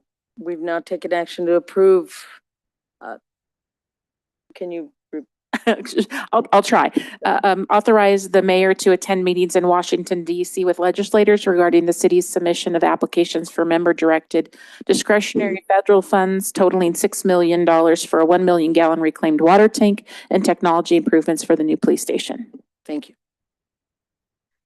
Item 21, discussion and possible action to approve a written letter of reference on the city's letterhead for Terrence Stone, former CSAC committee member, in support of his nomination to receive an honorary doctorate degree in humanities from Eblon Solution College of Ministry. Councilmember Irving, since this is your item, would you like to provide the introduction? Yes. First of all, I want to thank my colleagues for allowing this item to be agendized. The reason I requested that we discuss possibly giving Mr. Stone a letter of reference for addressed to his nomination committee is, for one, he is a former CSAC committee member. I think many of us are already familiar with the work that Mr. Stone does. I think his nomination for this honorary doctorate degree is deserving. And also the policy manual is very specific about the use of city letterhead. And this seems to be the avenue that we should take if we are all in agreement with providing a letter of recommendation for Mr. Stone. And furthermore, it is Mr. Stone's wish that you, Mayor Becerra, author the letter. So any information that you would need, I'm sure he doesn't mind giving it to you, but I'm asking for the council to approve the written letter on behalf of Mr. Stone to be addressed to be written on the city's letterhead and addressed to his nomination committee for his honorary doctorate degree. That is my motion. Okay. Mr. Metzler, you have anything else you'd like to add? Nothing further. There we go. Madam Clerk, would you please read the recommendation? Any action is at the discretion of your honorable city council. Okay. Mr. Metzler, if it's okay with you, if I'm going to go through questions from council members, can they address them to Councilwoman Irving? Okay. Councilwoman Jones? Well, I guess my question would be if we're going to follow the same format that we have before when letters have been provided, that each council member will be CC'd on it. Absolutely. Okay. And just because I am a bit of a wordsmith, I would imagine Mayor Becerra will do a fine job, but just so that, because this is super important, I'm sure, to our friend, Mr. Stone, that we have another pair of eyes on it just to make sure it's as polished as she would want it to be. Do you want to do the first draft? No. Oh. No, because his request was. Thank you. Oh, well, then, I just assigned me work. No. No, and I think You are known as the policy princess and the wordsmith on the council. I think you would do a fine job. But we want to get the letter completed, that's all. So I'm a grammar nerd, but I want. yes, you are. Honor I like that. Mr. Stone and Mayor Becerra will But do. you know him just as well. You know him well too. So Well, how about if we just do whatever he wants to do and you guys get with me, and however you want me to contribute, I will, but yay. absolutely. All right. All right. We want your input. Thank you. That was all I had. Thank you, Madam Mayor. Thank you. Mayor Pro Tem Harriman? No, I have no questions. And I have none, but I do have a substitute motion. I like your idea better. I would like Councilwoman Jones to do the. Well, actually, my motion. I'm out of shoe boxes at the house. Look at her blushing. I am So- blushing. I think it's extreme. There's the first. Do you want a second on? I'll second that. Okay. Got voluntold. Comments on the pending motion? I have no comments. Councilwoman Irving? No. Mayor Pro Tem Harriman? I have none. Councilwoman Jones? Don't think I have a choice, but thank you. Madam Clerk, will you take the vote? Councilmember Irving, Yes. Councilmember Jones, Aye. Mayor Pro Tem Harriman, Yes. Mayor Becerra. Yes. Motion passes with Councilmember Godown being absent. We've now taken action to approve the letter written. It would be drafted by Councilwoman Jones. And go forward from there. Is that good? Yeah. That's fine, Madam Mayor. Okay, thank you. Item 23, City Manager Reports. Mr. Metzler. 22, Madam Mayor. Where are we at? I don't have it. 22. Yes.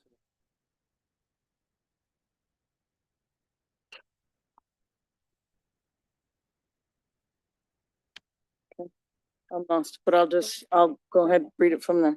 Discussion and possible action regarding the adoption of attached policy that would require city council members should they attend an event that costs the city money and fail to respond. I was checking off the wrong one.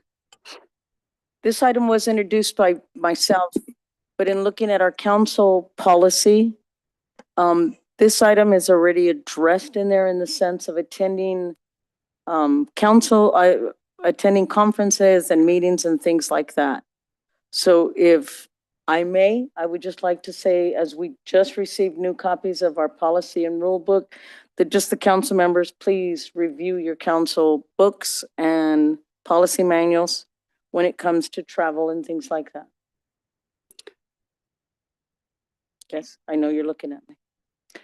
Madam Mayor, I think your request here was if somebody fails to attend, then they're required to reimburse the city. So are you not wanting to move forward with that? Move forward with that because we're going to follow our council policy already approved. We're not to visit till August. So this would be a revision, not a revision to the city council policy and procedure manual. This is actually a separate standalone council policy. Okay, then we can go forward with that. Mr. Metzger, you want to jump in here or no? I have nothing further to add. Okay. Madam Clerk, could you please read the recommendation? Any action is at the discretion of your honorable city council. Thank you. Technical questions from council members. We'll start with Councilmember Jones. Sure. Well, I mean, it is a separate kind of thing. It's, I would like at some, and this is going to be a question, I promise. I would like at some point for the policies that appear in this format to be incorporated in our August 26th workshop into one policy manual, so we don't get a little confused about something being here and something being there. This is separate. If the mayor is inclined to go forward with this, I'm happy to support this with the caveat that this and the other ones in this special group of policies be incorporated to our regular policy manual in August of 26.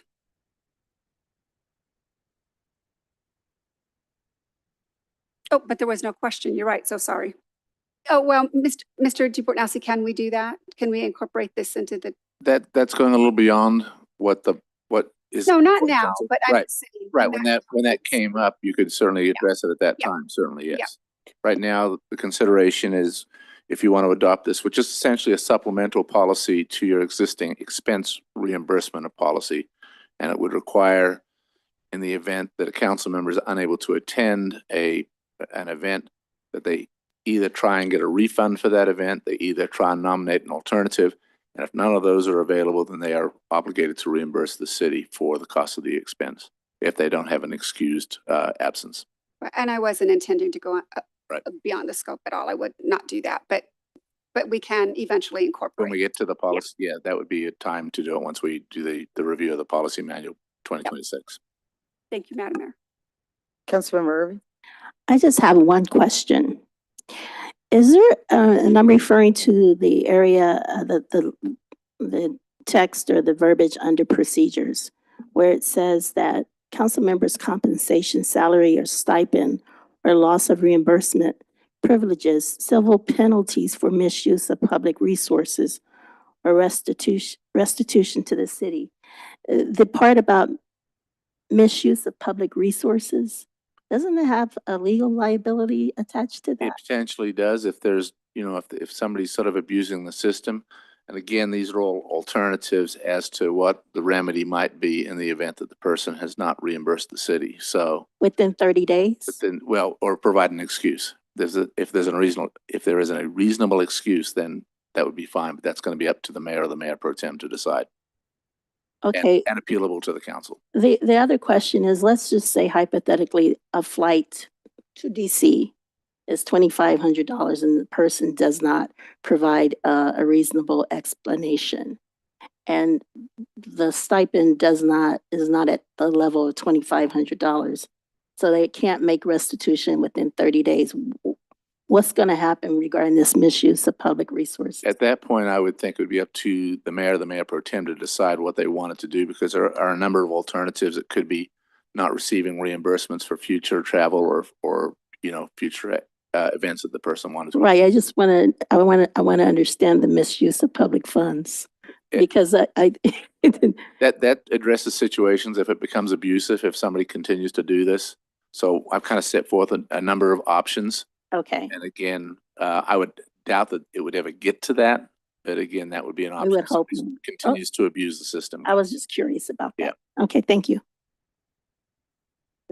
That's it. Well, thanks for. Councilmember, Mayor Pro Tem Harriman? None. None. And I have none. Since I brought this up, I motion to adopt staff's recommendation. How's that? No. No? It would be motion to adopt Council Policy 2408 if you're in agreement with that policy. So moved. Second. Comments on the pending motion? Councilwoman Jones? I have none, although I do have a question, and it stems from what Councilmember Irving said, because it's a great question, actually. Because in that scenario, it would far exceed what we get, right, within 30 days. So you can make provisions, right? Right. Like if you have good faith of some amount in the 30 days, you would be good to Right. imagine. Right? Exactly. I think that's that It's would be a good faith. draconian type of remedy. I think there's a level of reasonableness that would come to play. Right. Okay. That's up to the council essentially. Yep. Thank you. Thank you. Councilwoman Irving? I do have a question. Let's suppose though, for whatever reason, the council decides that they want to raise the issue and report the other council person to the DA for misuse of public funds. There's nothing to prevent a council person doing that, unfortunately. I mean, that's just. But you understand what I'm saying, because sometimes the tenor and the mood of the council could become adversarial. Right. And that's why, I provided like an appeal process. So you'd have to have a majority vote on the council to sort of go down that road. But an individual council. But I've person seen can do that things. In any case. You understand my concern? Yes, thank you. Now that you just said DA. I mean, I'm just saying. Comments on the pending motion? Have you heard it? I have none. Okay. And I have none. Can you take the vote? Certainly. Councilmember Irving? No. Councilmember Jones? Aye. Mayor Pro Tem Harriman? Yes. Mayor Becerra? No. Tie vote, motion fails. Thank you. Item 23, city manager reports. Mr. Metzler? Thank you, Madam Mayor, members of the council. Just a few items on the animal services side of the house. The team will be at Costco this Saturday, May 10th, between 9:30 and 2 p.m. Be a great opportunity to stop by and check out our pets available for adoption or foster. Also, we're pleased to announce that a new animal enrichment area has been completed at the Animal Care and Adoption Center, providing animals with an engaging environment to enhance their quality of life. We're certainly looking forward to seeing our furry friends spending time out there. On the community services side of the house, registration is now open for summer activities. Summer activities include summer swim lessons, kids summer camp, along with a lot more items. Information's on our website, or the residents can get that information by calling the Hook Community Center. The Recreation Division is looking for the next Victorville Sings champion. Auditions will be held Wednesday, June 4th at 5 p.m. at the High Desert Center of the Arts. Contestants looking to compete can register through our website. Registration is $10.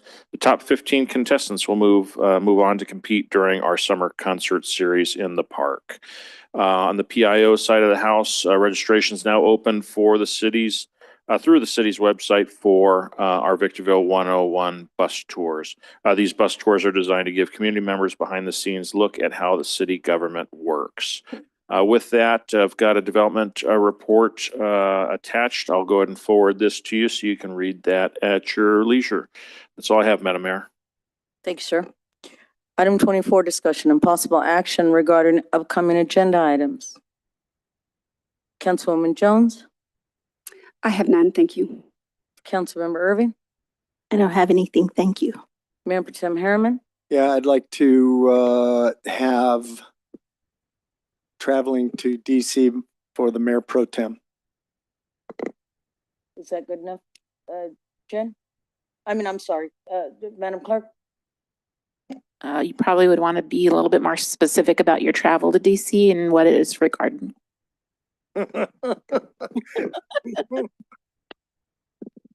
Okay, mayor pro tem to travel to Washington to lobby for reclaimed water tank and police command center. Yes, Madam Clerk? Yes.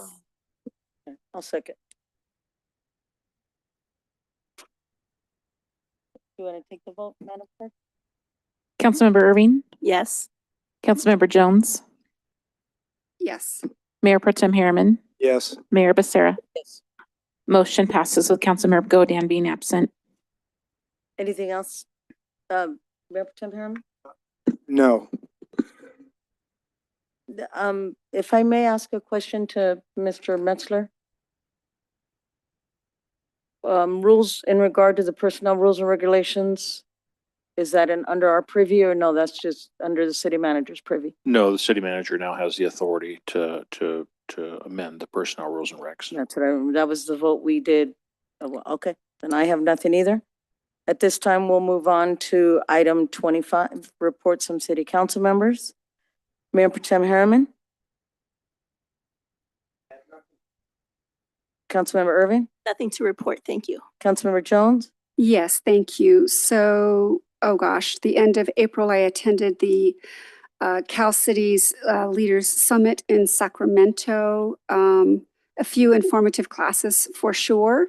I didn't have an opportunity, unfortunately, to meet with any of the legislators. There was some miscommunication, but I know them well and will engage with discussions with them on matters of the city that I didn't get to address with them at that meeting. Also, I will be attending the City County Conference on Thursday. Looking forward to that. That's always very informative and helpful. And I understand there's going to be former Senator Scott Wilk is going to be there and as well as others to help the body learn and understand how things really work at the state level and why things tend to move slowly or the way that they do. And I'll leave it at that. Thank you. Thank you, Madam Mayor. thank you. And myself is, I attended the same Southern California meetings in Sacramento. I did get to meet with our state legislators with another council member. So we would not be in Brown Act violation. That's why only 2 council members met. Our MDA QMD meeting is producing positive goals in the sense of our SBCTA money being freed up for the next year in our negotiations with the EPA. So as that move forward, then we'll go ahead and update more of what's signed and what's going forward. And that's all I have. At this time, that's what we have, and the time is 9:18 and meeting's adjourned.